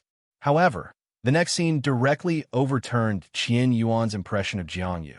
Jiang Yu raised his foot and kicked the bandit's treasure. With one kick, the bandit fainted from the pain. Hiss! Qian Yuan suddenly took a breath of cold air and felt a vague phantom pain in his lower body. When the other bandits saw how fierce this woman was, they all stopped. After all, they don't have any deep hatred, and if they were to be cut off from their descendants, it would be a loss. Seeing that all his men had become cowardly, the bandit leader became somewhat shaken. First of all, these two men don't seem to be very rich, and one of them is even a bald savage. If you sacrifice any of your brothers for this, it would be a waste of time. Thinking of this, he said coldly, "Let's go." However, before he could finish his words, he was stopped by Jiang Yu. "Stop! I built this road. I planted this tree. If you want to pass through here, please leave your clothes here." Hearing this, the bandit leader blushed instantly. "You ungrateful little girl. Do you really think I'm afraid of you? If you don't know I'll let you go, don't blame us brothers." The bandit leader raised his knife and shouted to his brothers, "Go ahead. Damn it. If you don't kill her for me, you'll be ed to death by me." Hearing this, the bandits around looked at each other, then looked at the bandit who was kicked in the balls by Jiang Yu and fainted from the pain, swallowed their saliva, gritted their teeth, and rushed towards Jiang Yu. "I'm going to fight you." Jiang Yu was not panicked at all when he saw this scene. He kicked them one by one, and with every kick, one could seem to hear the sound of things breaking. In just a moment, the bandits all fainted and foamed at the mouth. Seeing this, the bandit leader didn't dare to say a word. He just threw away his knife and ran away. Seeing this, Jiang Yu clapped his hands and snorted proudly. "What are you waiting for? Don't you have clothes already? Go put them on." After hearing this, Qian Yuan came back to his senses, but his hands were still protecting himself unconsciously, and he walked in a hesitant manner, as if he had suffered some injury. Although he was not kicked, every scream was deeply engraved in his heart, making his phantom pain even more intense. After a while, he changed his clothes. Even in his linen clothes, he still looked like a savage. After all, the colorful marks on the face have not been removed yet. Seeing this, Jiang Yu always felt a little awkward. "How about I wipe the paint off your face?" "No, I like it this way." He is bald now, so he might as well leave it as it is. After all, he doesn't want to be a bald man on his face. Oh well. Although Jiang Yu said this, he was actually thinking about how to remove the marks on his face.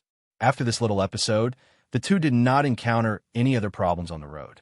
It took them a full half-month to reach the city where Jiang Yu's home was. "Dingyang Huacheng, come on, I'll take you to my house first." Jiang Yu pulled Qian Yuan, who was shyly covering his face because passers-by were looking at him strangely, toward his home. At this time, an old man came over, looked at Qian Yuan, who was full of wild beauty, and asked, "Xiao Yu, where did you pick up this savage from?" "Oh, it's Grandpa Wang." "Hello, Grandpa Wang." Jiang Yu first greeted him, and then said, "The savages can still pick it up there." Of course, they picked it up from the wild. "Okay, let's stop talking, Grandpa Wang. I have to go home quickly." Having said that, Jiang Yu quickly left here. Looking at Jiang Yu's back, Grandpa Wang opened his mouth but still said nothing. "We're here.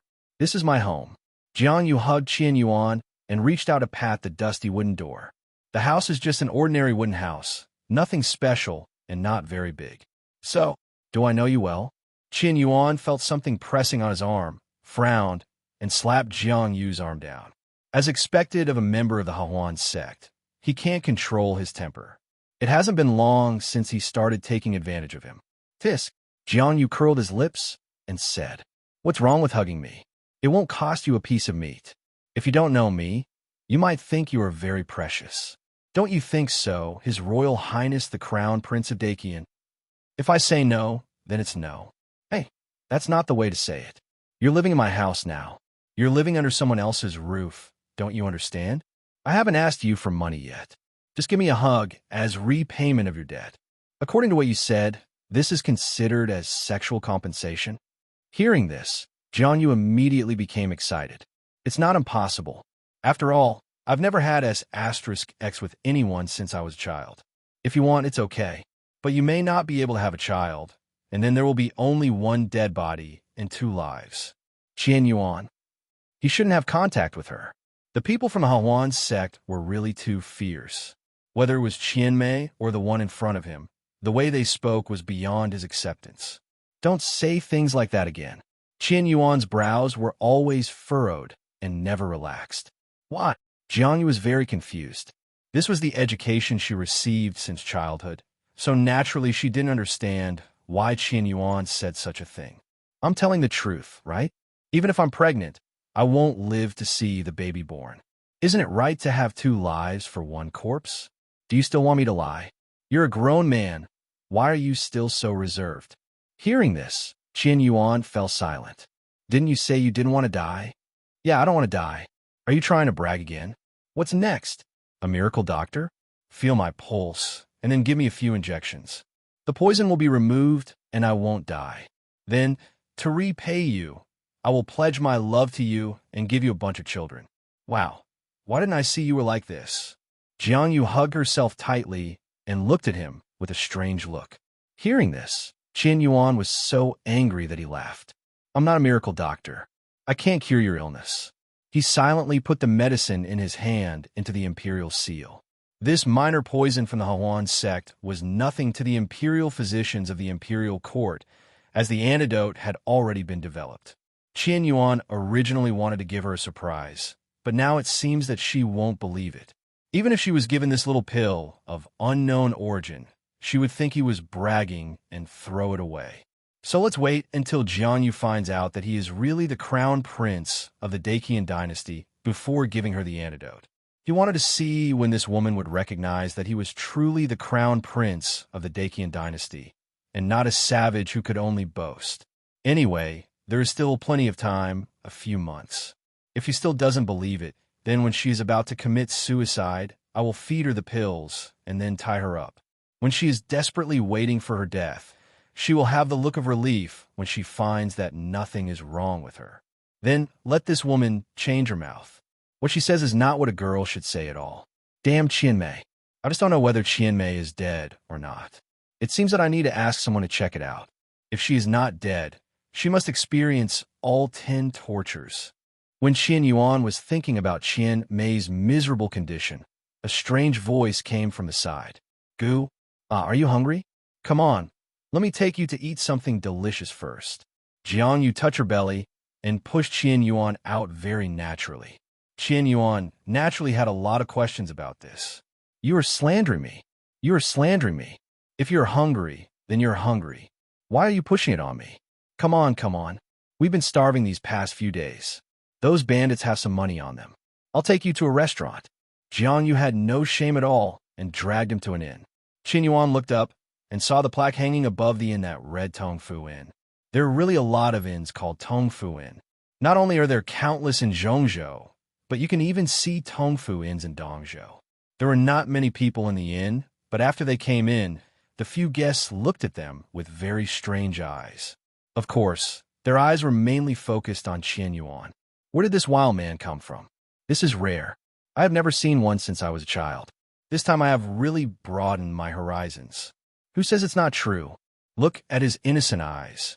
Look at the way he looks left and right. He's purebred. He's a purebred savage. Tisk, TSK, it's just that bald head that affects the senses a bit. Otherwise, it would probably sell for 100 or 80 taels. Yes, this little girl is very lucky. As long as she sells this man to a wealthy man, she will never have to worry about food and clothing in her next life. They didn't speak loudly, but Qian Yuan heard them clearly, not missing a word. Qin Yuan took a deep breath as he listened to their increasingly off-topic conversation. He is the crown prince of the Dacian dynasty, but not only is he treated as a savage, but now people are even estimating how much he can be sold for. If there weren't people around him, he would have gone up and taught these people a lesson, telling them not to talk about others behind their backs. No, that's not right. This wasn't said behind his back. This was almost said to his face. Sit down, don't be polite with me. Eat whatever you want. I promised you that you would eat delicious food and drink spicy drinks. Hearing this, Qin Yuan's mouth twitched. I don't know how he got through the past half month. Although he said he didn't need to eat, Jiang Yu still found various excuses to let him taste her grilled fish and various small animals during meals every day. Qin Yuan didn't even want to describe the taste. He could only say that it filled his stomach, and he shouldn't think too much about anything else. Jiang Yuka had no idea what had just happened, so he just found a seat and sat down. Waiter, take your order. Okay, this guest, come right over. The waiter responded and then wiped the sweat off his face with the towel hanging around his neck.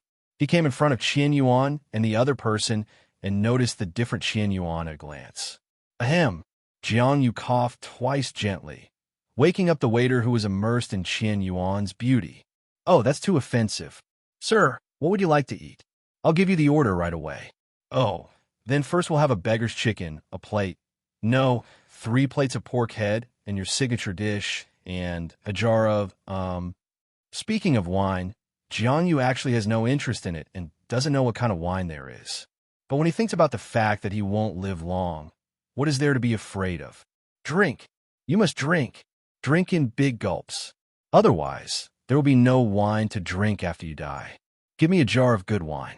By the way, what would you like to eat? After ordering more dishes than he could finish, Jiang Yu finally remembered to ask Qin Yuan. Just give me a bowl of noodles. Qin Yuan didn't know how much money she found from the bandits that allowed her to squander it like this. In order to prevent her from not being able to pay and leaving him here to wash dishes, Qin Yuan only ordered a bowl of the most ordinary clear soup noodles. Okay, you two, is that all? Well, that's all. Okay, please wait a moment.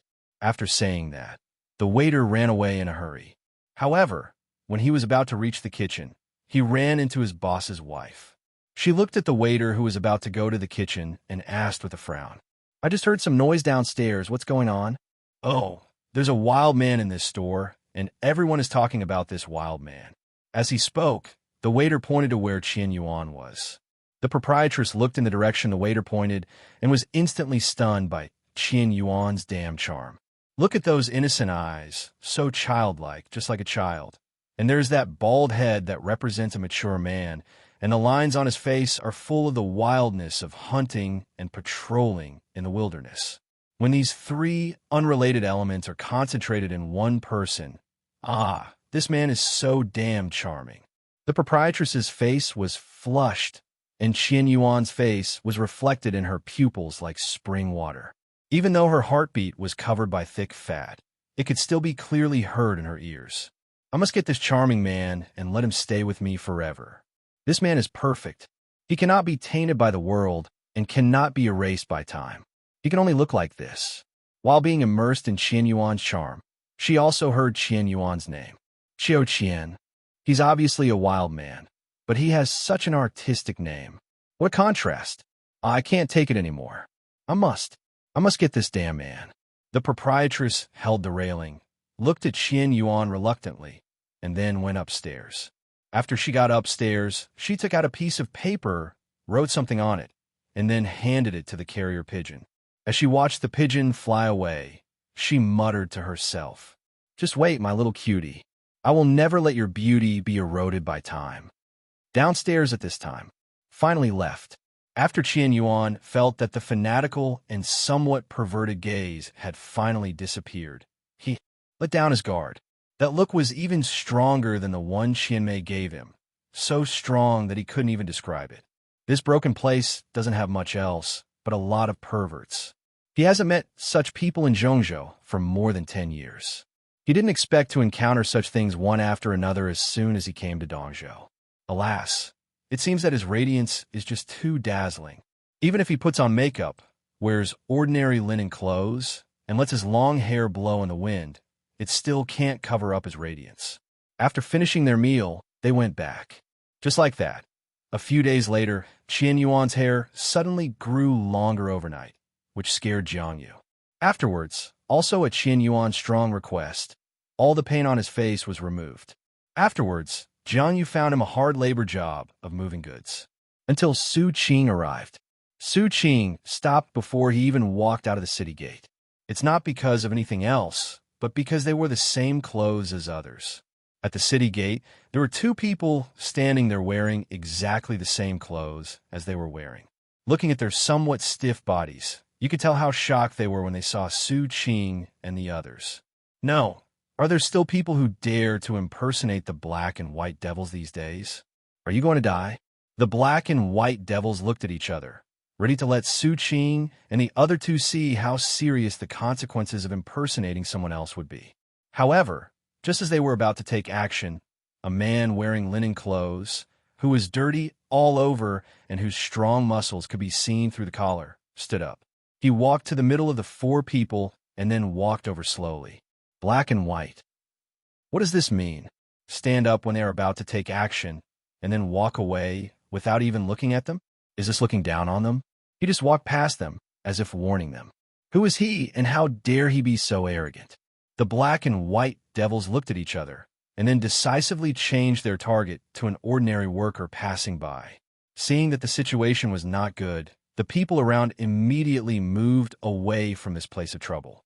The figures of the black and white devils were like ghosts, just like their names, like two evil ghosts from the netherworld, instantly rushing towards Qian Yuan. However, just when they were about to touch Qian Yuan, their bodies stopped in midair without any warning. The black and white devils were immediately horrified, and before they could beg for mercy, a feather fell from the sky and took away their arms. Since you have discovered me, there is no need to keep you here. Qian Yuan spoke calmly, and then the bodies of the black and white devils suddenly turned into white feathers, slowly floating into the air, and then disappeared. Seeing such a strange thing, Su Qing and the others immediately became alert. Although it seems that he is not here to arrest them, but in the current situation, they have to be vigilant. Qian Yuan turned around, first sensing the malicious intent of Su Qing and the others, and then slowly said, Are you okay? Before he could finish his words, Jiang Yu rushed out from somewhere, looked at Su Qing and the other person who were confronting him, and directly protected Qian Yuan behind him. Don't worry, I'm very good at fighting. You don't have to be afraid. Hearing this, Su Qing looked at them in confusion. One specific strength cannot be seen, and the other is immortal. Such a person hides behind mortals, and then mortals have to protect this person whose strength is hard to fathom. Did a toxin invade his brain and cause problems with the information he processed? It's okay, they can't hurt me. Qian Yuan shook his head and said, My strength. I know what you want to say. His words were interrupted by Jiang Yu again. You just want to brag again. Let me think about it. The Prince of Dakian, the miraculous doctor, and now you are a hermit master. Or is it the return of the Dragon King? Hearing this, Qian Yuan felt his blood rushing to his heart, and he was so angry that he pulled Jiang Yu behind him. It's been so many days, and she still thinks he is bragging.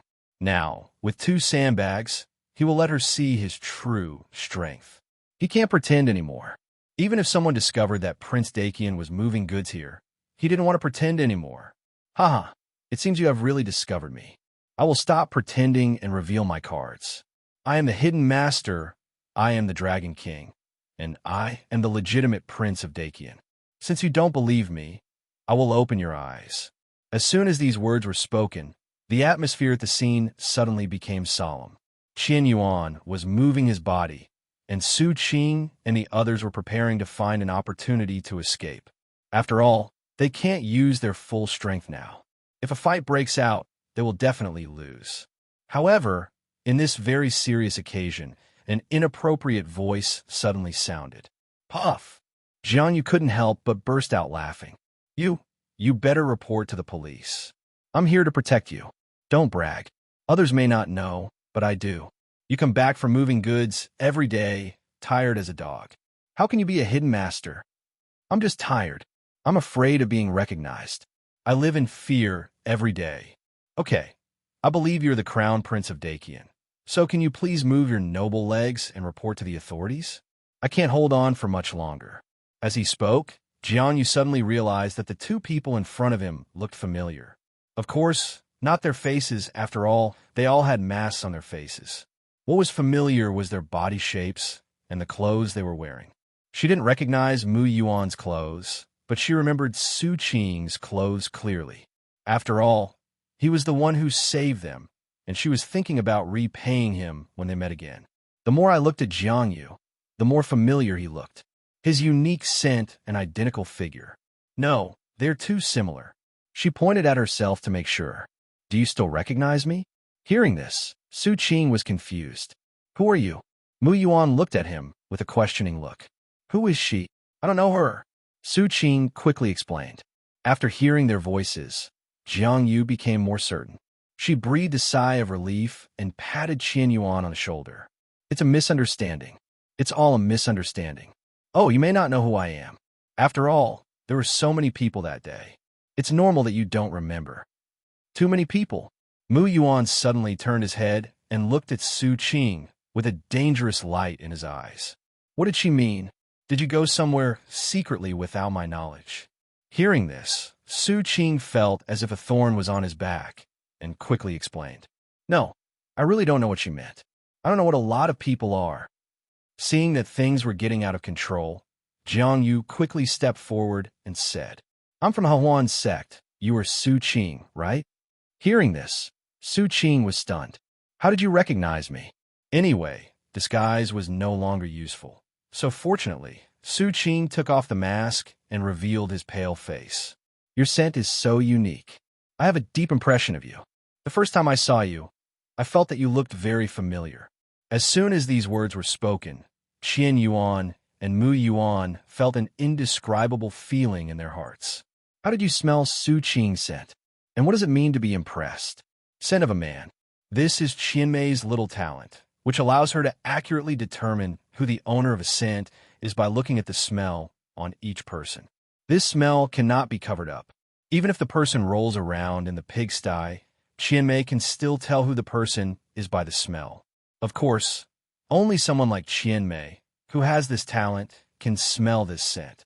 Jiang Yu inherited her talent and was able to tell who was who by their smell. Even if they were exactly the same people, as long as they were not copy and pasted, Jiang Yu could accurately tell who was A and who was B. Jiang Yu was surprised when he saw Su Qing under the mask. Wow, it's really you. Enough of the small talk. Can my disguise really let anyone tell who I am at a glance? Su Qing looked at himself.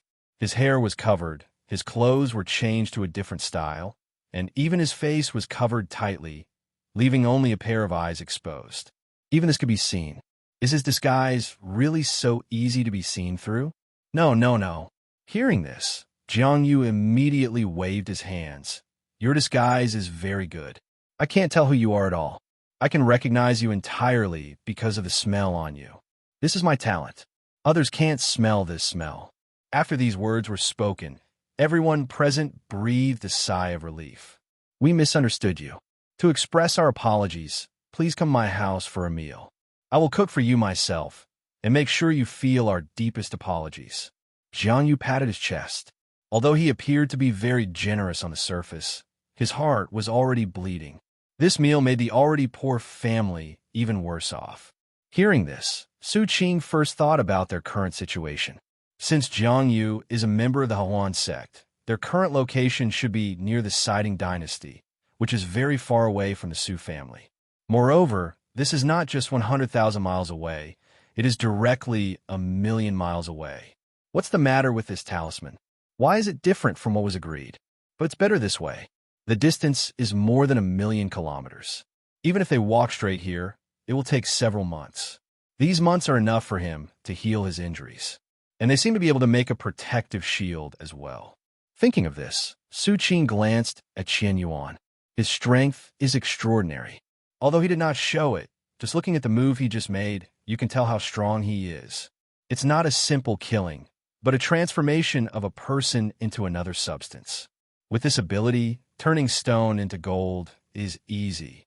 If you can establish a good relationship with him, then when the enemy comes, he may even help him block it. And just now, Jiangyu said that he was the Prince of Daqian, and Su Qing didn't think he was bragging.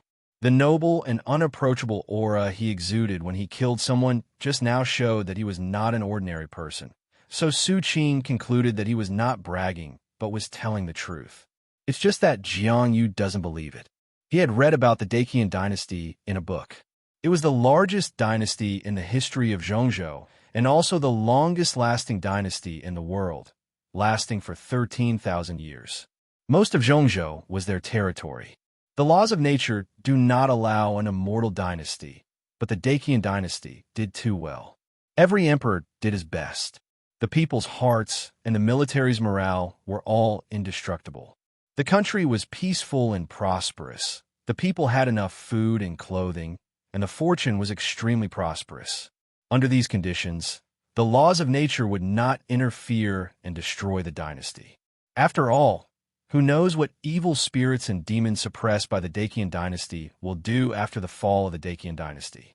Most of the evil gods are immortal, and there is no way for anyone below the level of immortals to deal with them. They can only choose to seal them. However, over the past 10,000 years of the Daqian dynasty, countless evil gods have been sealed. Once the Daqian dynasty arrives, there will be no peaceful place in the entire central continent, and even other continents will be implicated. By then, resentment will be overwhelming, and the heavenly Tao will not feel good either.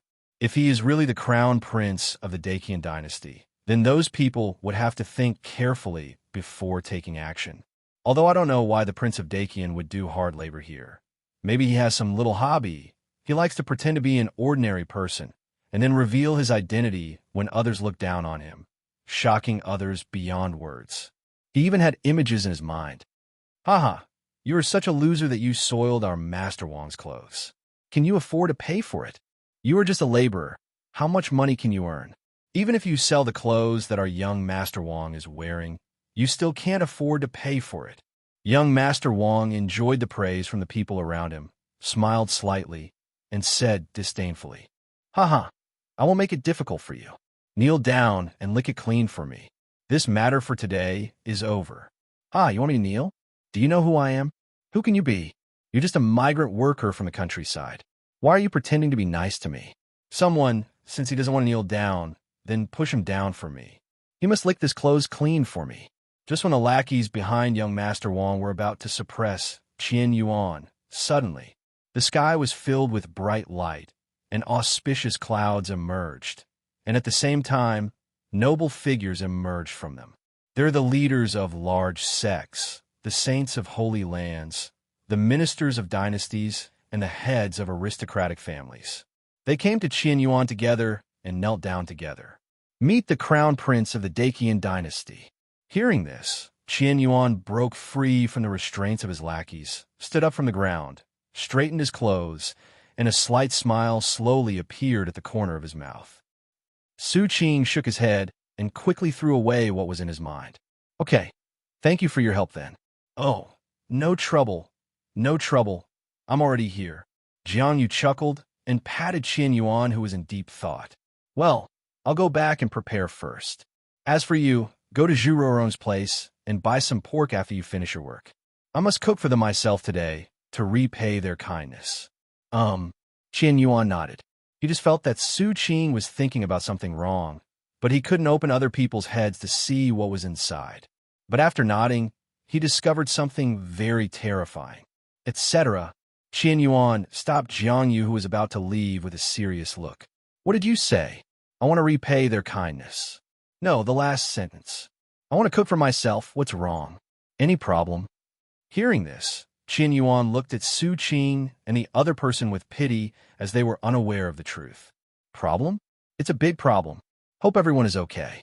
Qian Yuan looked at Su Qing and the others with pity, then nodded to Jiangyu to indicate that he understood. Well, go do your thing.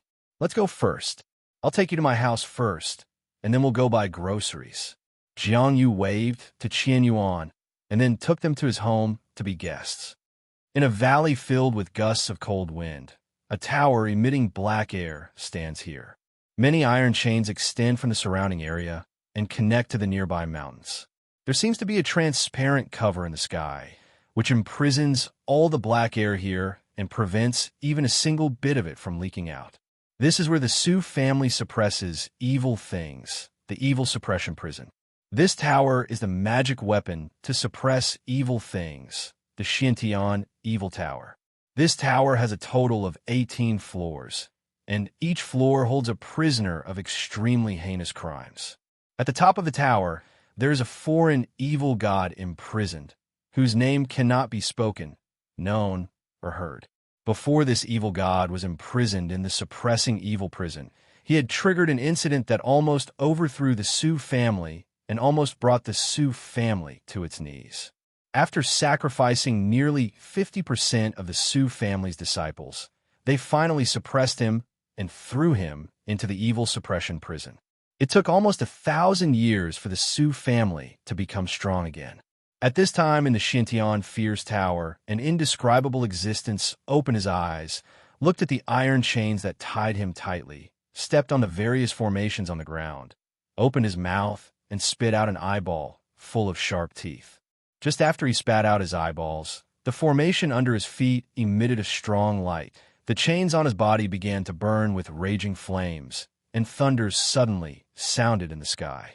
The eyeball appeared for less than a second before it was obliterated by various spells and formations.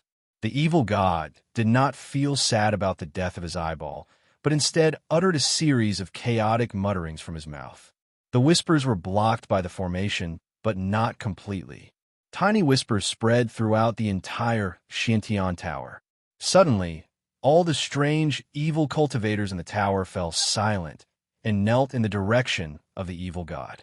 Blessings are born from the infinite black and yellow. Heaven and earth give birth to two energies. One is black, the other is yellow.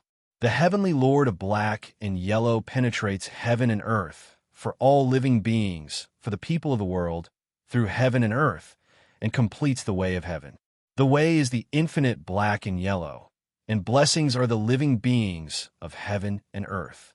There was madness in the eyes of many strange and evil cultivators, and their bodies were shaking with excitement.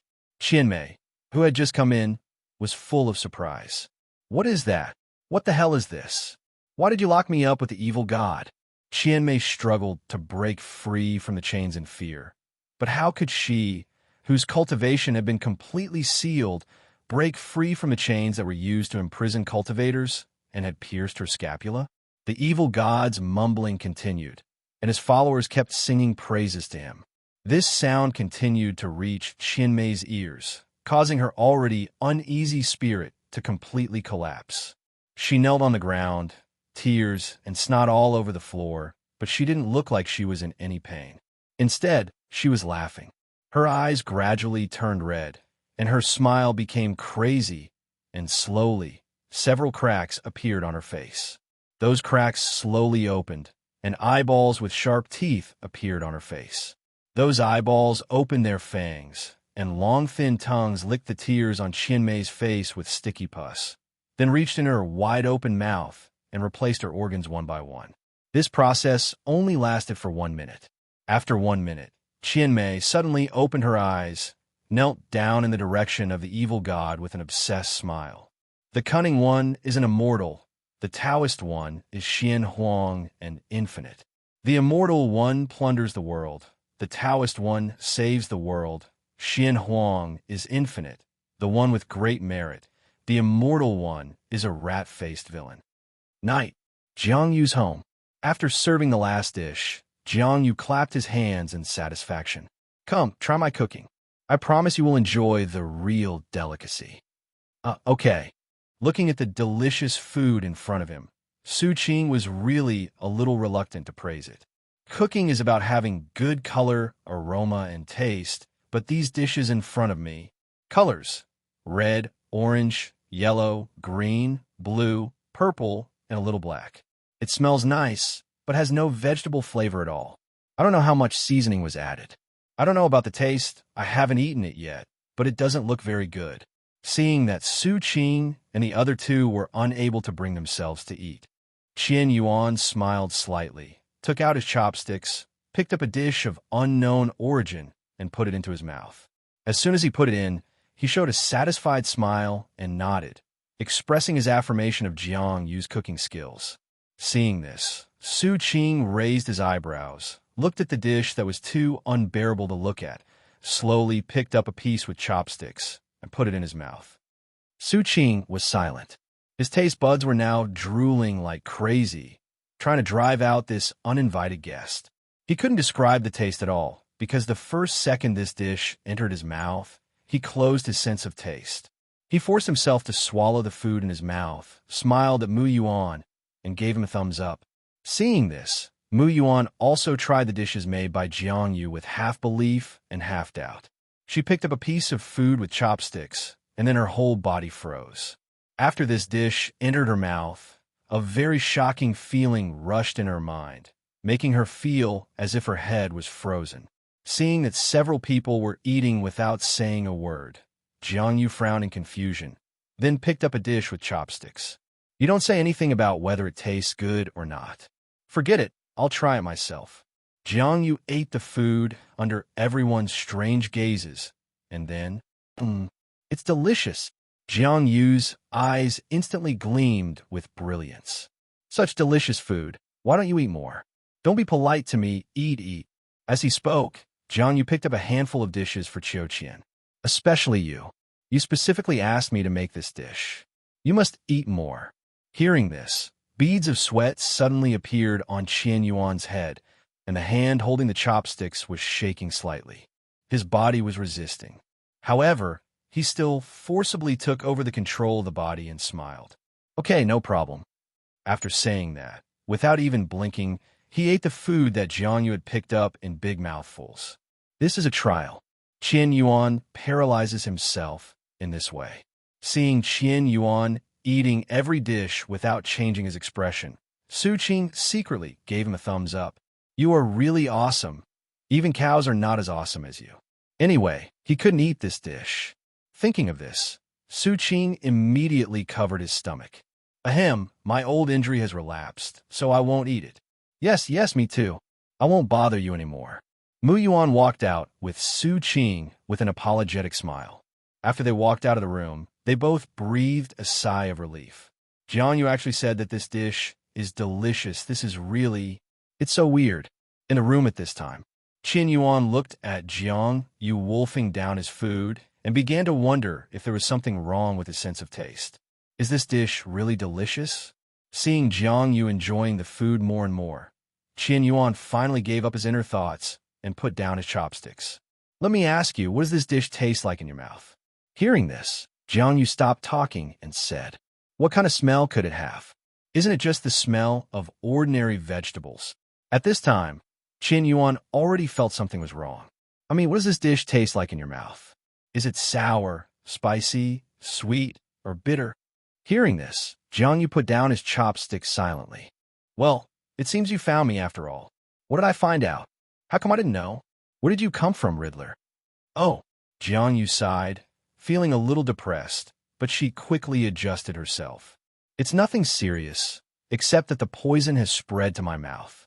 In fact, my tongue can no longer taste anything. So soon? Didn't you say there were still a few months left? At this rate, it won't be long before the poison spreads to your brain. Who knows what's going on with this thing? It's spreading so fast all of a sudden. I'm not a fortune teller, so how can I know about this? Seeing that Jiang Yu couldn't even taste the food now, Qian Yuan knew he couldn't delay any longer. He took out the pill from the storage ring, then found the right time and stuffed it directly into Jiang Yu's mouth, using his spiritual energy to push the pill down. Ahem, what are you doing? Jiang Yu looked at Qian Yuan in confusion, not knowing what he had just stuffed into his mouth. Seeing this, Qian Yuan simply spread his hands. I won't pretend anymore. Oh, right. I wasn't pretending in the first place. I am the Crown Prince of Dakian. The thing I just gave you is a detoxifying elixir. Believe it or not. Wow, I didn't expect you to actually be the Crown Prince of Dakian. Jiang Yu pretended to be shocked, then his face fell. That's what you want to hear me say, right? You have to believe it, even if you don't want to. I'm going to show you my skills now. I guarantee it will open your eyes." As he spoke, he felt a wave of malice coming from outside the door and smiled slightly. "I just got fooled by someone, and now someone comes to vent their anger on me. What a coincidence." Not long ago, Rongqing Zhuo family. A middle-aged man with a serene look sat in the pavilion, watching the koi fish playing and frolicking in the pond.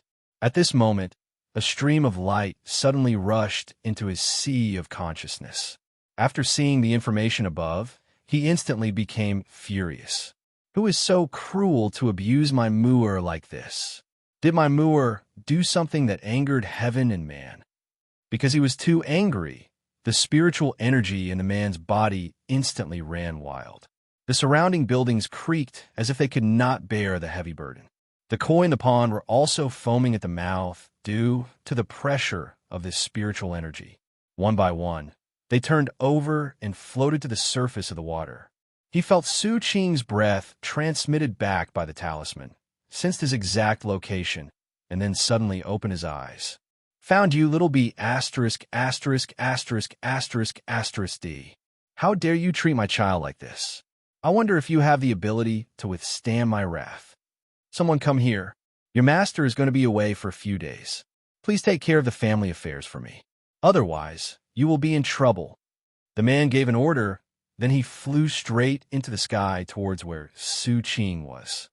Dingyang Huacheng, the middle-aged man, was flying in the air, looking at a house on the ground that was still lit. "That's it. You're not running away. You're really ignorant and fearless. I'll deal with you first, and then I'll go and heal Moore's throat." He leaned over and flew down, then stood in front of the door, stretched out his leg, and kicked the entire door to pieces with one kick. Startled by the sudden sound, Jiang Yu immediately gave up the argument with Qian Yuan, ran outside, and took a look, feeling completely broken. She looked at the pile of sawdust on the ground and felt that her heart was as broken as the sawdust. This is a complete door. It's broken into pieces like this. How much would it cost to buy another one? Who are you? Why are you kicking my door? Jiang Yu immediately looked at the culprit who caused all this. Not you. The man looked at the angry Jiang Yu and shook his head. No, I'm talking to you. You kicked my door in the middle of the night. Do you believe I will call the police and have you arrested? Go away, it's so noisy. The middle-aged man didn't care about Jiang Yu at all and just slapped him with his palm. If an ordinary person was hit by this, he would have to report to Jiuyo. You are the one who should leave. Qian Yuan instantly appeared in front of the man and blocked the man's attack with just one finger. No one in this city can make me leave with such outrageous words.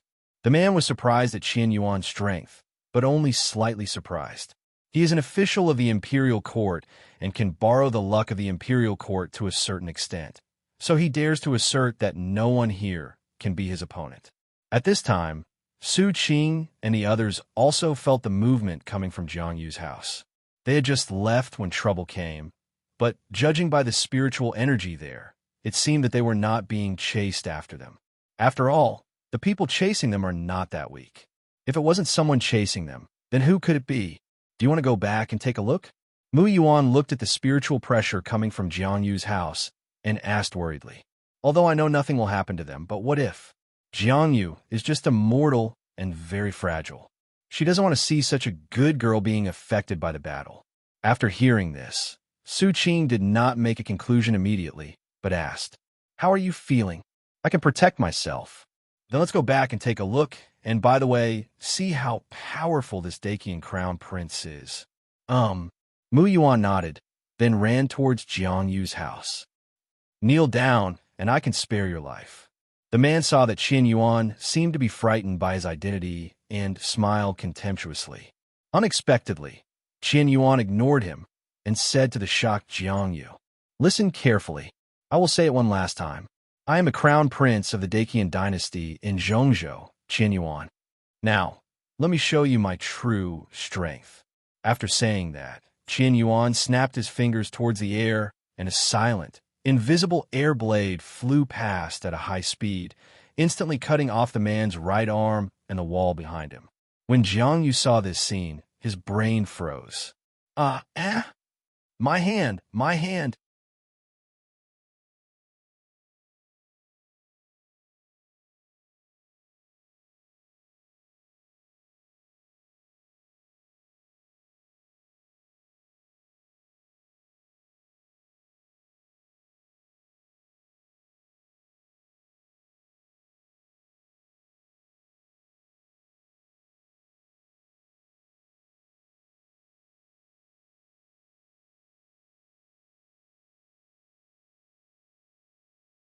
The man collapsed instantly. What happened just now? Why did his hand suddenly disappear? He doesn't know. He doesn't know. This gets so noisy. Qian Yuan frowned and waved his hand. Several huge nails fell from the sky and pierced the man to death. When the smoke cleared, Jiang Yu came back to his senses. My house! It's over, it's over. How much money will it cost me to fix it? Hearing this, Qian Yuan clenched his fists tightly, and veins on his body bulged. Is this a normal reaction? Shouldn't you be surprised why I'm so strong? Shouldn't you doubt my identity? There's something very wrong with your focus. Has the poison reached your brain and made your thoughts abnormal? Qian Yuan felt that he couldn't delay any longer and had to feed her all the medicine tonight. Otherwise, who knew if her brain would continue to deteriorate? Stop! Qian Yuan immediately stopped Jiang Yu, who was calculating how much money it would cost to repair the damaged wall. Do you believe it now? I am really the crown prince of Dakian. You don't have to worry about this wall. It's just money. To me, money is the least valuable thing. After hearing this, Jiang Yu put away her sad look. Actually, I still can't believe it. This is too outrageous. If your identities were reversed, you would feel the same way. For example, a saint from the most powerful holy land in the world ran out into the wild for some unknown reason. She was torn and dirty, and then she met you. She told you that she was a saint in the Holy Land. What do you think? Either her brain is broken or she is daydreaming. And most importantly, this saint is actually willing to follow you to do some dirty and tiring work. This is not a storybook. How could such a thing happen? If it were you, you wouldn't believe it either, right? After saying that, Jiang Yu looked at Qian Yuan. Why don't you believe it? Hearing this, Jiang Yu felt very confused. Why? Why would you believe something so outrageous that it's outrageous to open the door to outrageous things? Because I have indeed fantasized about this kind of thing. Now that the fantasy has come true, I am overwhelmed with joy. Why should I doubt that she is fake? After these words were spoken, Jiang Yu was completely doomed. No, what are you, the Prince of Dakian, thinking about every day? At this time, Su Qing and others came over. Looking at the tragic scene in the yard, Su Qing knew that the battle was over. And you really are the Prince of Dakian. Su Qing looked him up and down. Why? Why not look like the Crown Prince of Dakian? No, it's just that the fact that the Prince of Dakian works here is still quite shocking. Let's work, Your Excellency the Prince. Outrageous. Su Qing shook his head and told Yao the plot that automatically appeared in his mind. Since he is the Crown Prince of Dakian, it just so happens that he has some questions to ask. That is the news about Lei Qi. The Golden Elixir record only gives the method of condensing the Golden Elixir, but no one knows where the required materials are. Thinking about it, Su Qing asked, since you're really the Prince of Dakian, you must be well informed. I wonder if you know the Lei Qi. When Qian Yuan heard the word Lei Qi, he instantly became interested. Thunder Pond? That's a rare thing. I don't know much about Dongzhou, but I heard that a secret realm will be opened soon. If I remember correctly, the Thunder Pond is in that secret realm. Hearing that there was hope, Su Qing immediately asked, what secret realm? It's okay to tell you, but ahem. How much do you want? Forehead. Qian Yuan thought for a moment, then pulled Su Qing aside and whispered to him, let's just take 100 taels first. What? Su Qing thought he had heard it wrong. You, Prince Dakian, are short of money. Or ordinary money. Too much. Then 50 taels. Seeing that Su Qing didn't speak for a long time, Qian Yuan asked again tentatively. Hearing this, Su Qing couldn't help but ask, no, what do you want money for? Isn't this the reason her house was almost demolished? I'm out here to gain experience. I can't just ask my family for money, right? If I tell them when something happens, then what's the point of me coming out here to gain experience? So this money is compensation to her. Oh, hearing this, Su Qing suddenly realized, money is not everything, but without money is nothing. As he spoke, Su Qing took out a banknote worth 100 taels of silver. Take it. Now can you tell me the exact location of the secret realm? Can. Qian Yuan put away the banknotes and said, there is a holy land in Lingming Zhou Mountain. The secret realm is in the Holy Land. It will be opened soon. However, if you want to enter, you need spiritual stones. After all, it is someone else's territory. Just remember to bring enough spiritual stones. So, where is Lingming Zhoushan? Hearing this, Qian Yuan looked at Su Qing in surprise. You don't know this? Lingming Zhoushan is one of the top 50 blessed places in the world, and it is in Dongzhou. How could you, a Dongzhou native, not know about it? Hearing this, Su Qing smiled awkwardly. How would he know about Lingming Zhoushan? All the places that appeared in the original book were in the top 10, so how could it be included? After traveling through time, he did not have much time to learn about the various paradises and treasures in this world. It can be said that he knew nothing about anything except those that appeared in the original work. Seeing this, Qian Yuan had no choice but to say, after leaving the city and heading north, according to the speed of ordinary people, you can reach the destination within 8 years.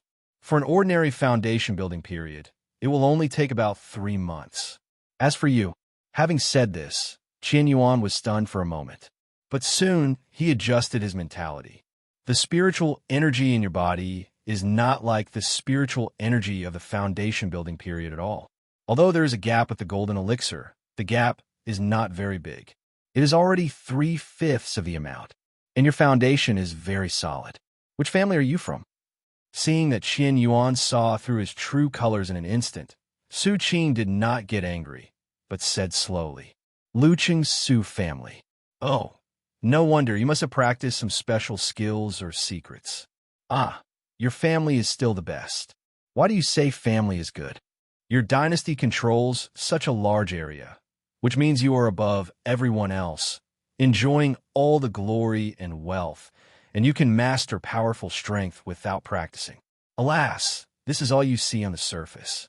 After becoming the emperor, he has lost all his cultivation. All the skills and secrets he cultivated are invalidated. His body has returned to the level of a mortal. Just imagine, a mortal has to manage such a large area. Even if he doesn't sleep for 24 hours a day, he can't manage it. Disasters happen every second. Do you care? If you manage well, you will be exhausted.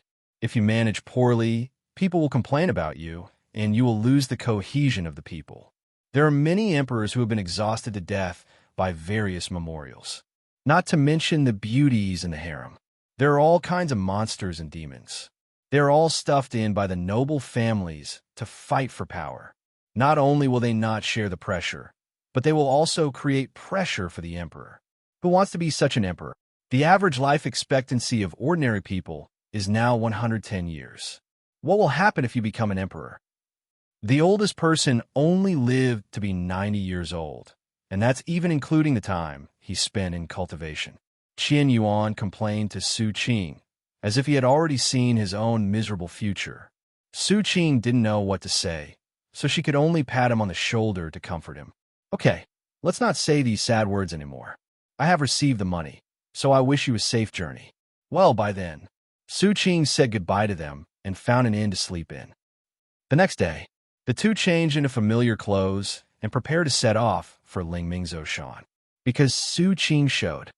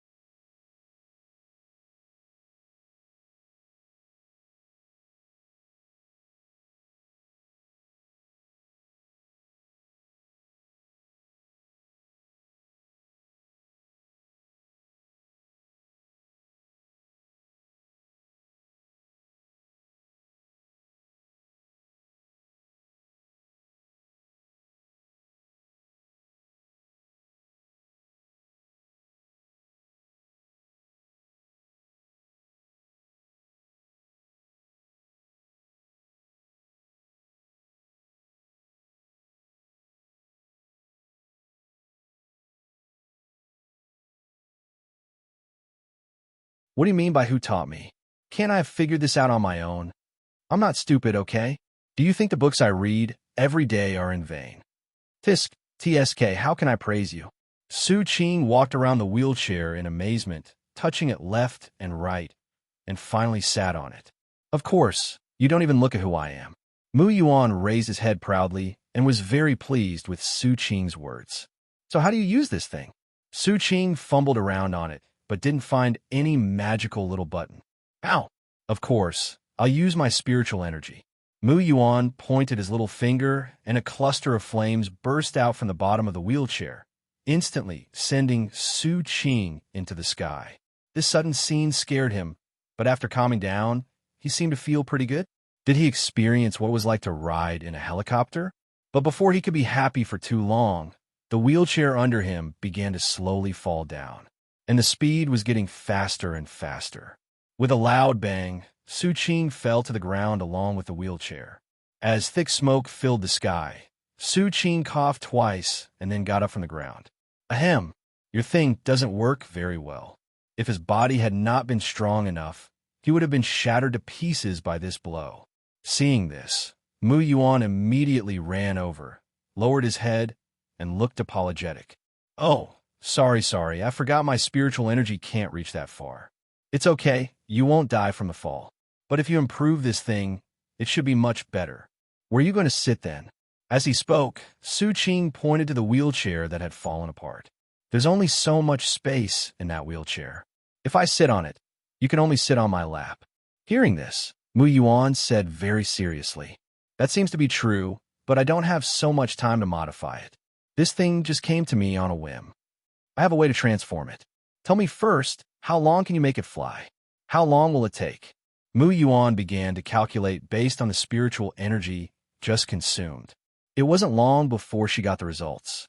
If it's like just now, with only you, it will probably take 13 hours to fly. Are you sure? I'm sure. Mu Yuan answered with certainty. After hearing this, Su Qing began to transform the wheelchair. He first removed the wheels. After all, they were flying in the sky and did not need wheels. The second is to expand the space a little bit to the point where it can accommodate two people. Finally, the entire wheelchair is made into an oval shape to reduce air resistance. In this way, a wheelchair shaped like an alien UFO was built. Su Qing believed that except for the poor defense, other aspects were still very good. There was no problem in carrying the two of them. After all, they were all made of wood and were not very heavy, which reduced a lot of consumption. Go up and give it a try.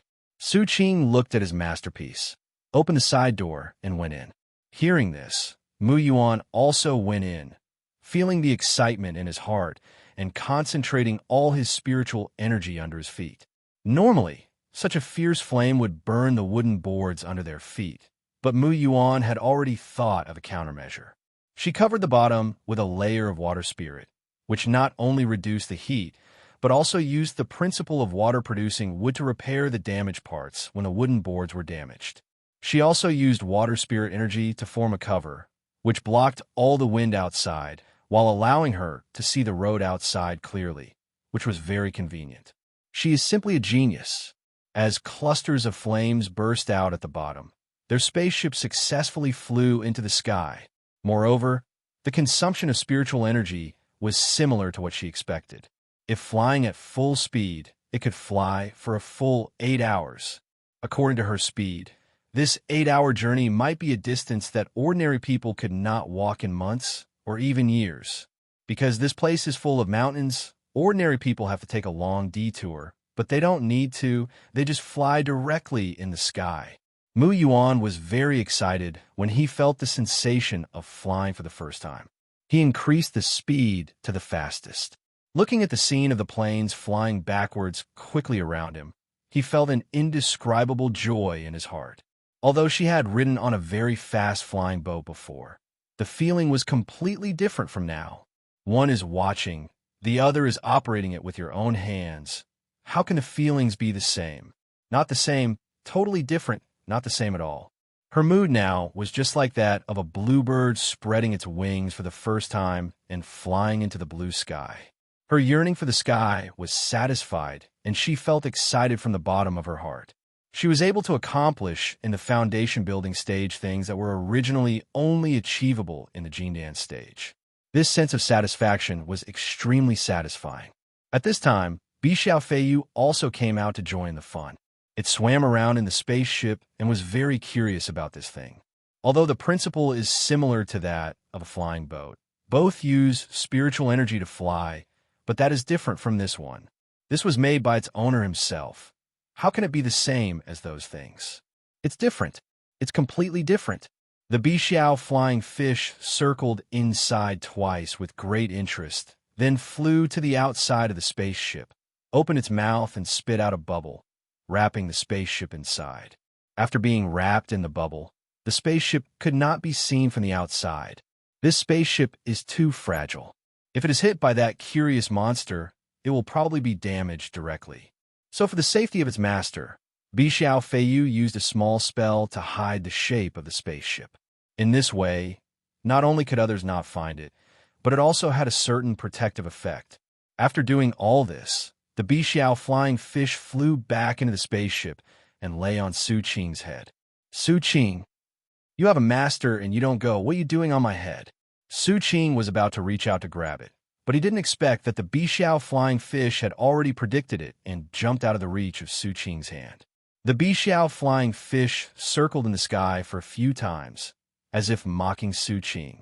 If the place here wasn't too small, and if Mu Yuan couldn't be disturbed, Su Qing would have gone up and grabbed it to let it see who was the master. Seeing that Su Qing didn't fall for its trick, the Bixiao flying fish flew over Mu Yuan's head out of boredom, and then a hint of blue light began to emanate from its body.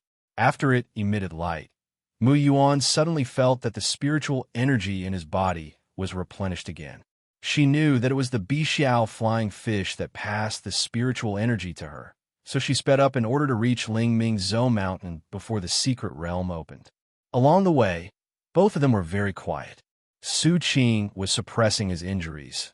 Mu Yuan was trying his best to control the spaceship, and there was another person who was not a human. While passing spiritual energy to Mu Yuan, he also helped Su Qing suppress the spread of the poison. Inside Lingming Zhoushan, the Holy Land of Beijing.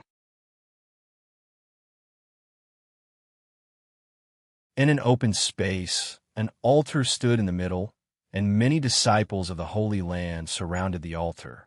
On the altar, there are various precious spiritual stones emitting precious light. At this time, a middle-aged man in a white robe and with a dignified face stood up.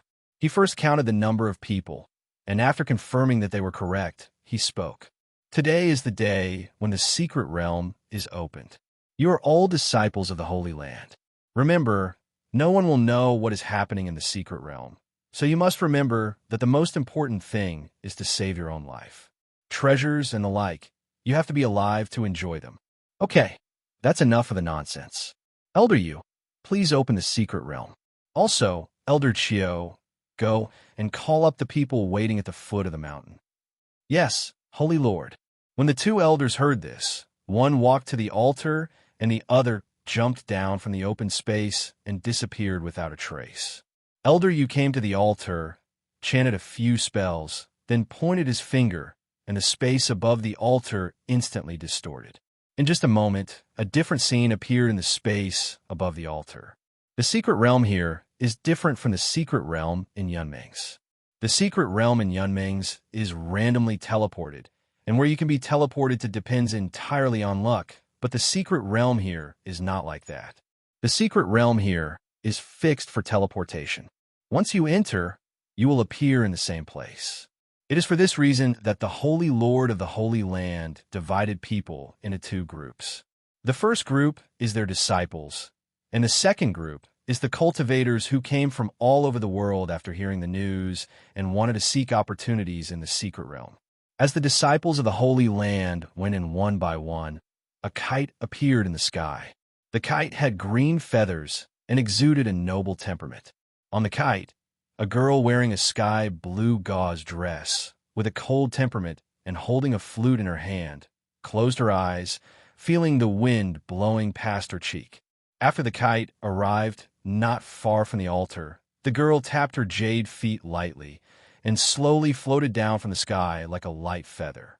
When her body was not far from the ground, it stopped and floated slowly in front of the Holy Lord like a fairy in the sky. Father, Shiyu greets you. Seeing that his daughter was still like this, the Holy Lord said helplessly, I have told you so many times, don't call me Father here, call me Holy Lord. Also, do you know what time it is now? Don't use those polite words you learned from somewhere. Get out of here and go to the secret realm, or else all the good stuff will be snatched away by others.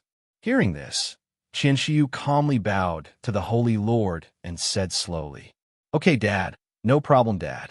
If you keep talking nonsense to me, I'll kick you in the ****. The Holy Lord pretended to hit Qianshiyu, but did not do so. Okay, Father, I'll be right in. Qianshiyu smiled and then floated into the secret realm. If you put her in red clothes and cover her face with her hair, people would believe she is a ghost. Seeing Qianshiyu still like this, the Holy Lord sighed helplessly. This child has had no interest in anything since she was young. She lies in bed all day long. If no one is watching her, no one would know if she died in bed. After becoming a golden elixir, the symptom became even more serious. She completely turned into a stay-at-home girl who never left the house. She asked her puppets to do anything for her. She didn't eat, drink, or practice all day. When asked, she knew that she was looking for the path to cultivation. What she called the path to cultivation was just sleeping in bed. If he hadn't insisted on letting Qianshiyu explore this secret realm, she would still be lying in bed now. Look at her now. She is so lazy that she is too lazy to even put on her shoes, too lazy to comb her hair, and too lazy to even walk. She just floats into the sky like a female ghost. The Holy Lord didn't know why his daughter had become like this. When she was a child, she was so cute, but now, humph, sloppy. Who would dare to want her given her condition? This person is not just marrying a wife. He is marrying a lucky charm. The Holy Lord really couldn't think of any other advantages of his daughter besides her pretty face. Well, the old father sighed worriedly. At the foot of the mountain at this time, Su Qing sat cross-legged under the tree, his face pale and sweat on his head. After 2 months of stopping and going, they finally arrived at Lingming Zhoushan. Fortunately, the secret realm was about to be opened, but unfortunately, his body could no longer withstand the ordeal. The spread of the poison was getting faster day by day, as if it was evolving.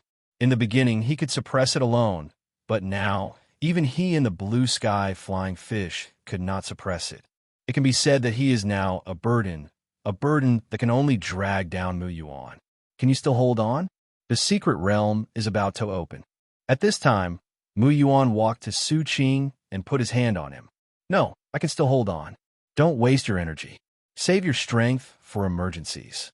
Hearing this, Mu Yuan was very conflicted, but finally put his hand down. However, at this moment, an uninvited guest came over. Hey, isn't this Su Qing? I haven't seen you for a few months. Why are you so tired?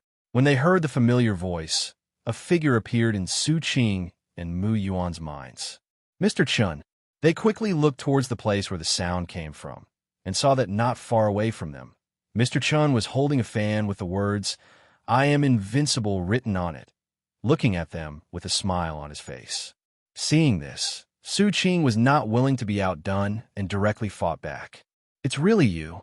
I haven't seen you for such a long time. You speak so funny, like a clown. You are still so arrogant, man. Don't think that you are stronger than me just because you beat me once. If my attributes are not restrained by you, do you think you can beat me? But I beat you, didn't I? Really? Chun Sheng changed the subject and admitted that he was indeed not as good as Su Qing, which made him feel like he had hit cotton directly with his punch. But at this time, Chun Sheng walked directly in front of Su Qing, pointed at him, and said, Man, you need to know one thing. You are seriously injured now. I can kill you at any time. Don't talk back to me. Chun Sheng smiled evilly. A hint of sinister aura emerged from his body, and the air around him became cold. Seeing this, Mu Yuan immediately stood in front of Chun Sheng. Come to me if you have anything to say. Don't hurt him. Woman, you're getting in the way.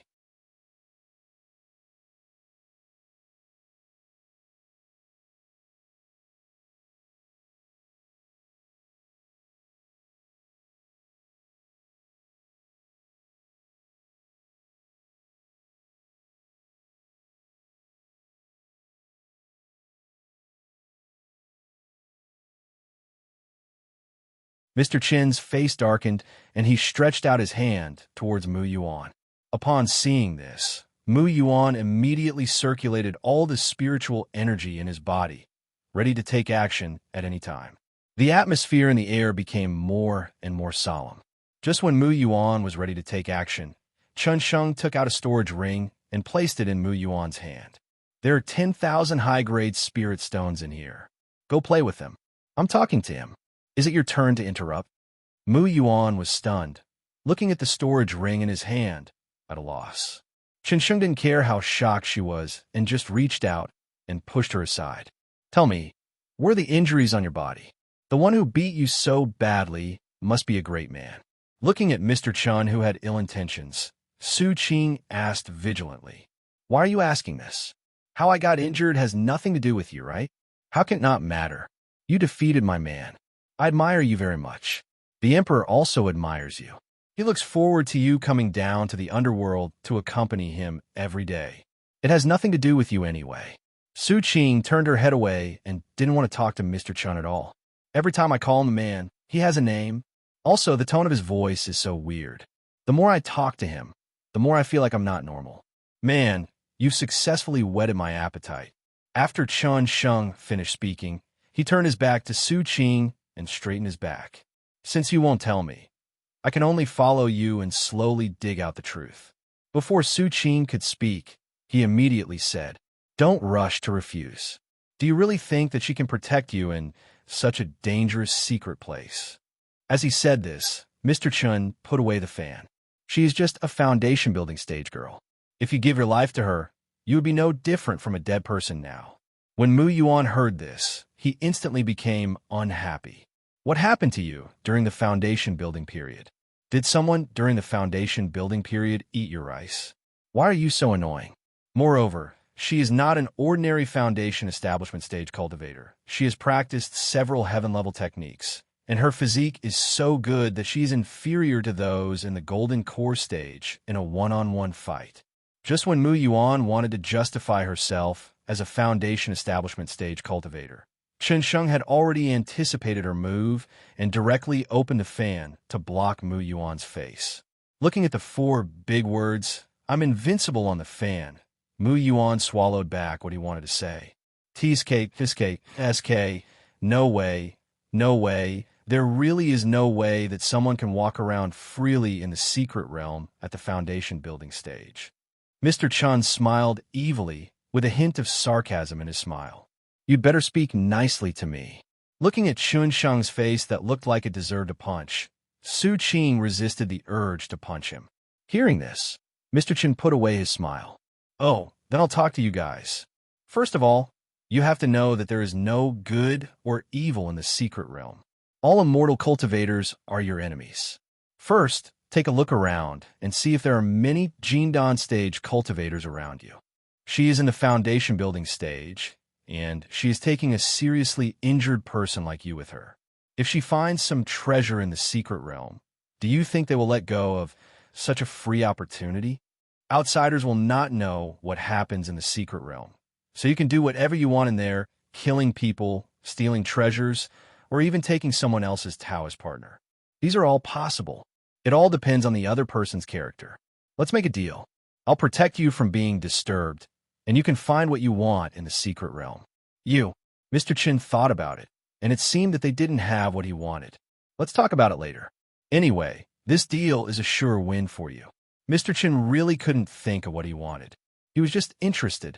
Seeing Su Qing, the man who defeated him, in such a miserable state, he wanted to go up and taunt him, but he couldn't bear to see him die here, so he proposed this deal.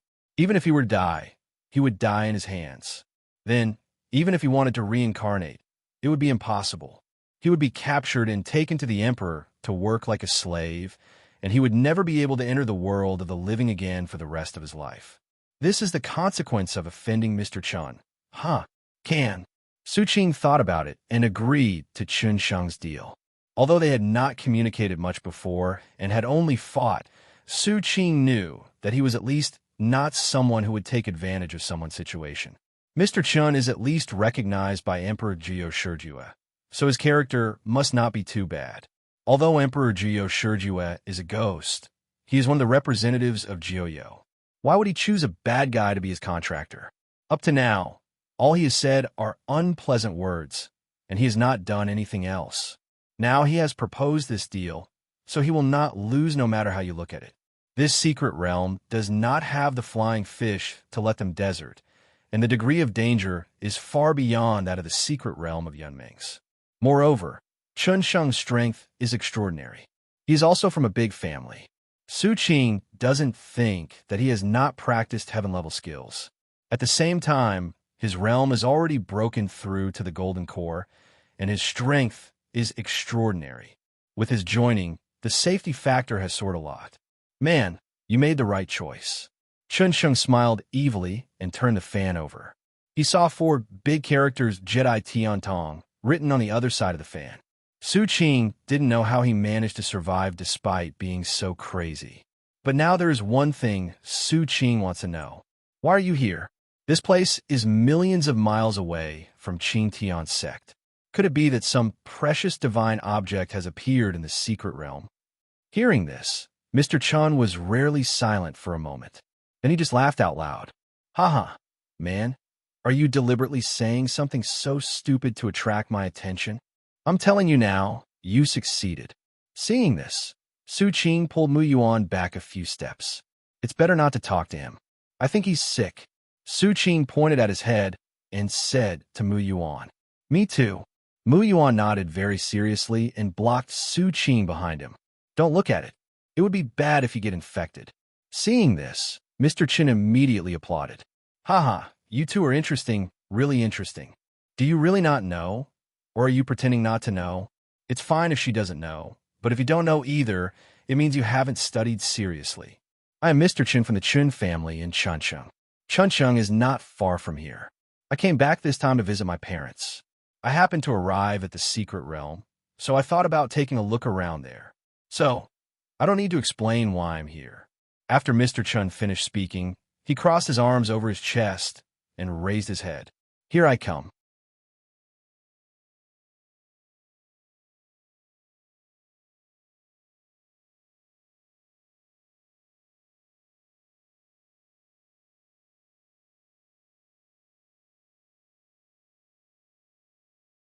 As soon as he finished speaking, an old man was seen flying down from the sky.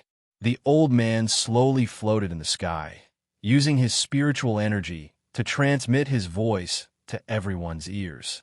To all the Taoists who have heard the news and come here from all corners of the world, the secret realm has been opened. There is no limit on the number of people, only the time limit. The secret realm will only be open for 3 months. After 3 months, the secret realm will be closed. Those who fail to come out will be regarded as fallen. Now, anyone who wants to enter the secret realm, come to me and pay 30 mid-grade spirit stones each. No bargaining is allowed. As soon as these words were spoken, they immediately aroused dissatisfaction among the surrounding monks. 30 mid-grade spirit stones? Do you guys ask for that much? You guys are too ruthless. 30 mid-grade spirit stones can even buy the treasure I want. Most of the cultivators expressed their dissatisfaction, and only a small number of cultivators directly paid 30 medium-grade spirit stones to take the lead. A small number of the cultivators who come here are disciples from sects or aristocratic families, and most of them are independent cultivators. They do not have so many spirit stones on them. After all, it is useless for them to keep them, and they might even be snatched away by those with higher cultivation. It is better for them to convert the resources into cultivation. Therefore, 30 medium-grade spirit stones are a huge sum of money for them. In response to the dissatisfaction of these monks, Elder Chiu only said one sentence. If you want to come in, come in. If you don't want to come in, get out.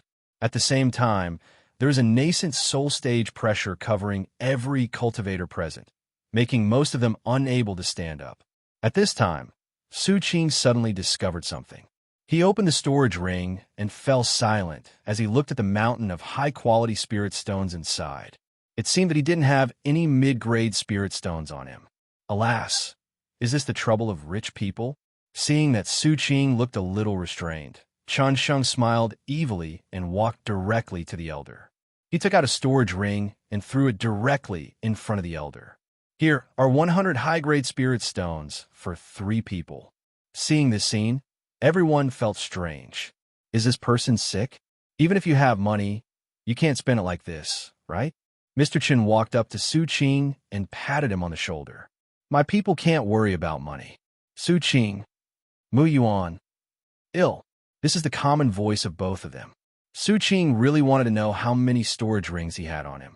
He just threw them out as if they were free. And who did he learn this from? Su Qing felt more and more that he was like the overbearing president in movies and TV dramas. The elder was not angry because of Chen Sheng's arrogance, but silently opened the storage ring and showed a smile from the heart. He likes people with holes in their brains. Everyone likes spirit stones, but he likes people who are generous with them. He likes people throwing spirit stones at him. Out of 100 top-grade spirit stones, 97 of them went into his pocket. He was so happy that his mouth almost burst into pieces. After this incident, the cultivators without spirit stones did not dare to make trouble and left one after another. The rest of them scraped together 30 mid-grade spirit stones and had the opportunity to go to the secret realm. The secret realm is on the mountain. Those who have reached the Qing Tian stage can control the wind and fly directly up. Those who have not reached the Qing Tian stage can use Qing Gong or tame spirit beasts to slowly run up the mountain. There are not many people left at the foot of the mountain now, and among them are Su Qing and 3 others. Chen Sheng can fly up, and he can also bring people up, but he doesn't want to. He just wants to see what method Su Qing and the others will use to get up. It is difficult enough for a person in the foundation building stage to get up there by himself, let alone Su Qing, who is temporarily disabled. How will they get up there? Mr. Chen is very curious. Seeing that Mr. Chen had been watching them, Mu Yuan, who had tolerated him for a long time, finally couldn't bear it anymore. Why are you looking at us? Can't you fly? Just fly out by yourself. Hearing this, Mr. Chen smiled evilly. Woman, you are playing with fire. Mu Yuan, Su Qing. The 2 of them looked at each other and finally decided to keep their mouths shut and not say another word to Mr. Chen. Mu Yuan closed his mouth and took the spaceship out of the storage ring. Mr. Chen stopped talking and looked to see what they were going to do with this wooden board that looked like a plate. Su Qing and Mu Yuan boarded the spaceship and glanced at Chen Sheng, who was still outside, with a curious look on his face. Without saying a word, Mu Yuan even gathered all his strength and turned the power to the maximum.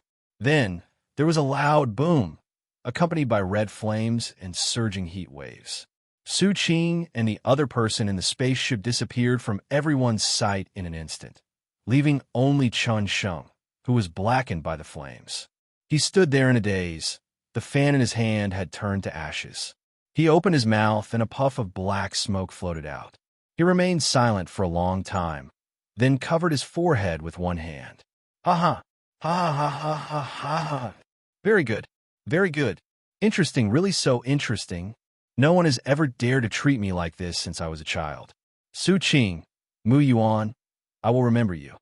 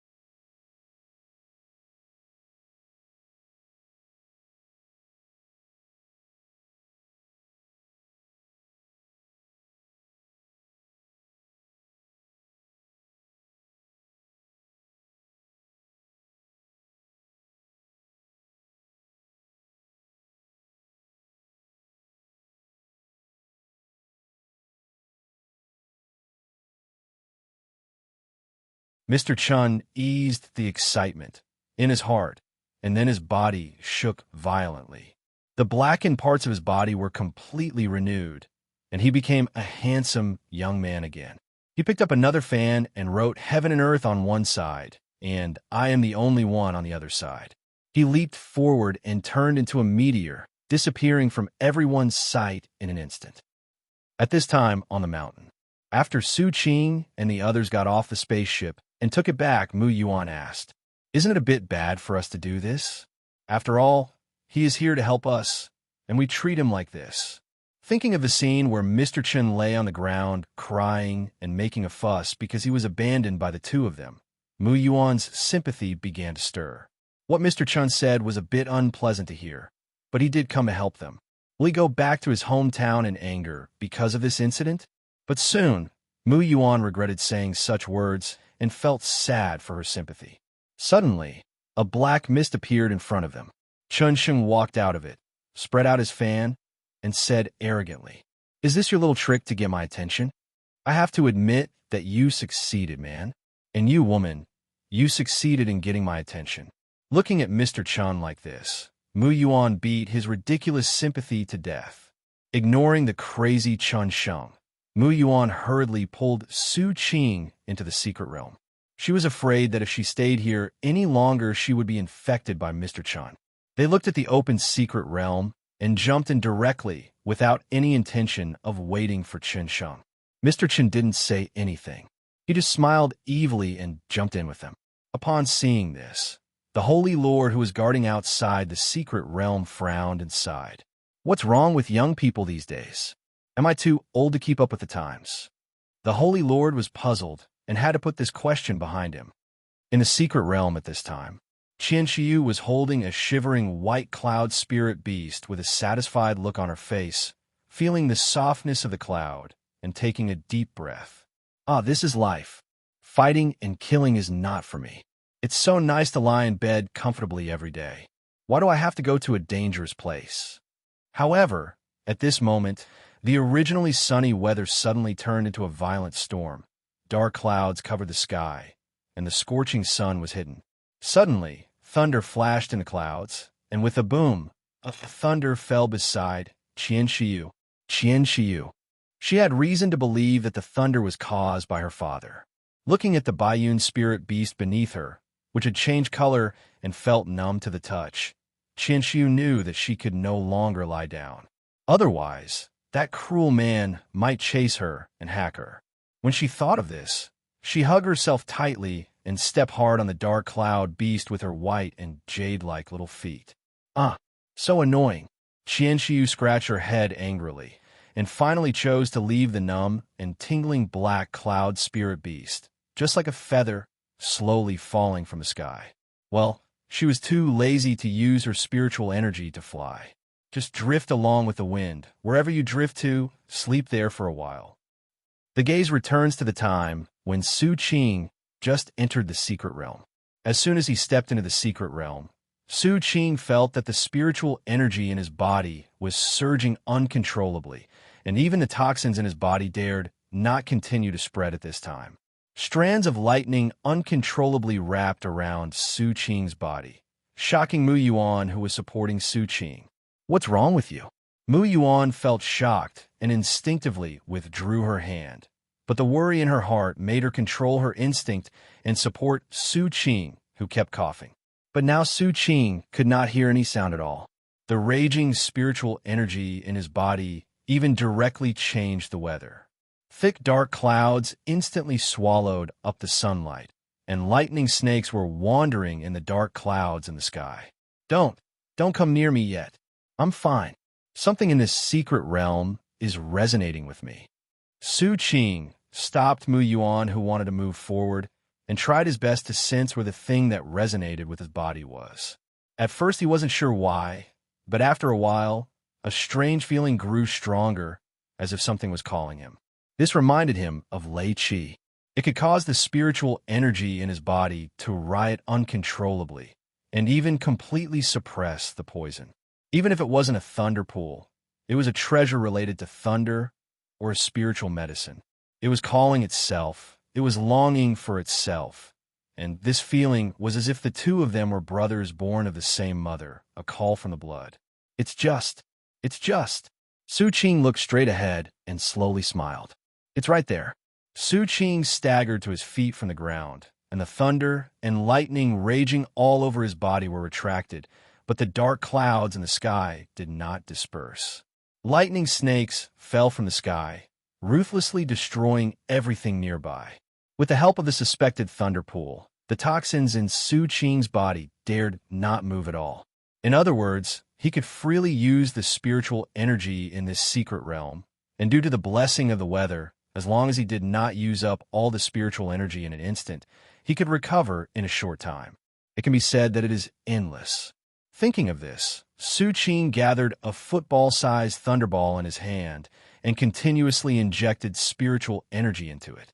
However, even though Su Qing injected a large amount of spiritual energy into it, the thunderball was still the same size without any change.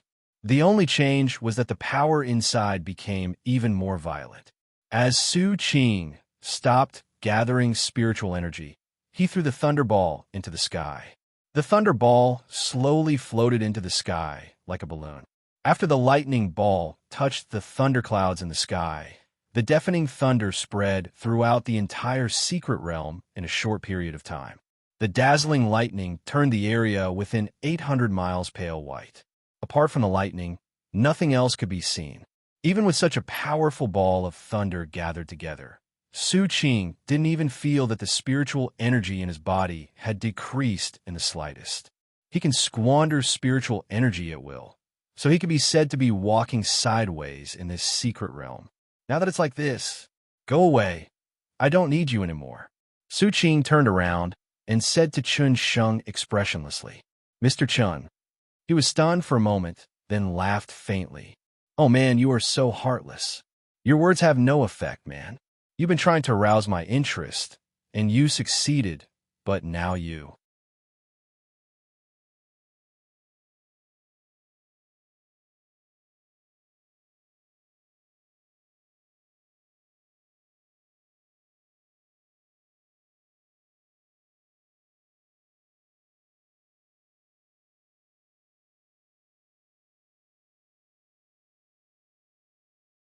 Want to kick me away? I'm telling you it's impossible. You started this fire, so you should put it out. Mr. Chun looked very angry, but what he said made Su Qing speechless. Mu Yuan looked at them with strange eyes. If she didn't know what had happened, she would have thought there was some unspeakable little secret between the two of them, just from what Chun Sheng said. After all, such words are too easy to be misunderstood. Chun Sheng now looks like a little girl who was abandoned by a scumbag, which makes people feel very, I can't say, weird, very weird. Su Qing looked at him silently, feeling the poison in his body starting to stir again. He was wrong. His mistake was why he wanted to talk to Mr. Chun. Talking to him can easily cause old injuries to relapse. Ew, forget it, do whatever you want, just don't talk to me anymore. In the end, Su Qing still couldn't bear to drive Chun Sheng away. After all, he's a pretty strong fighter. He just speaks a little strangely, but it's not a big deal. Su Qing comforted herself in her heart. By the way, don't call me a man. I have a name. My name is Su Qing. And me. My name is Mu Yuan. Don't always mention women. Don't you think it's weird? Mu Yuan said right after.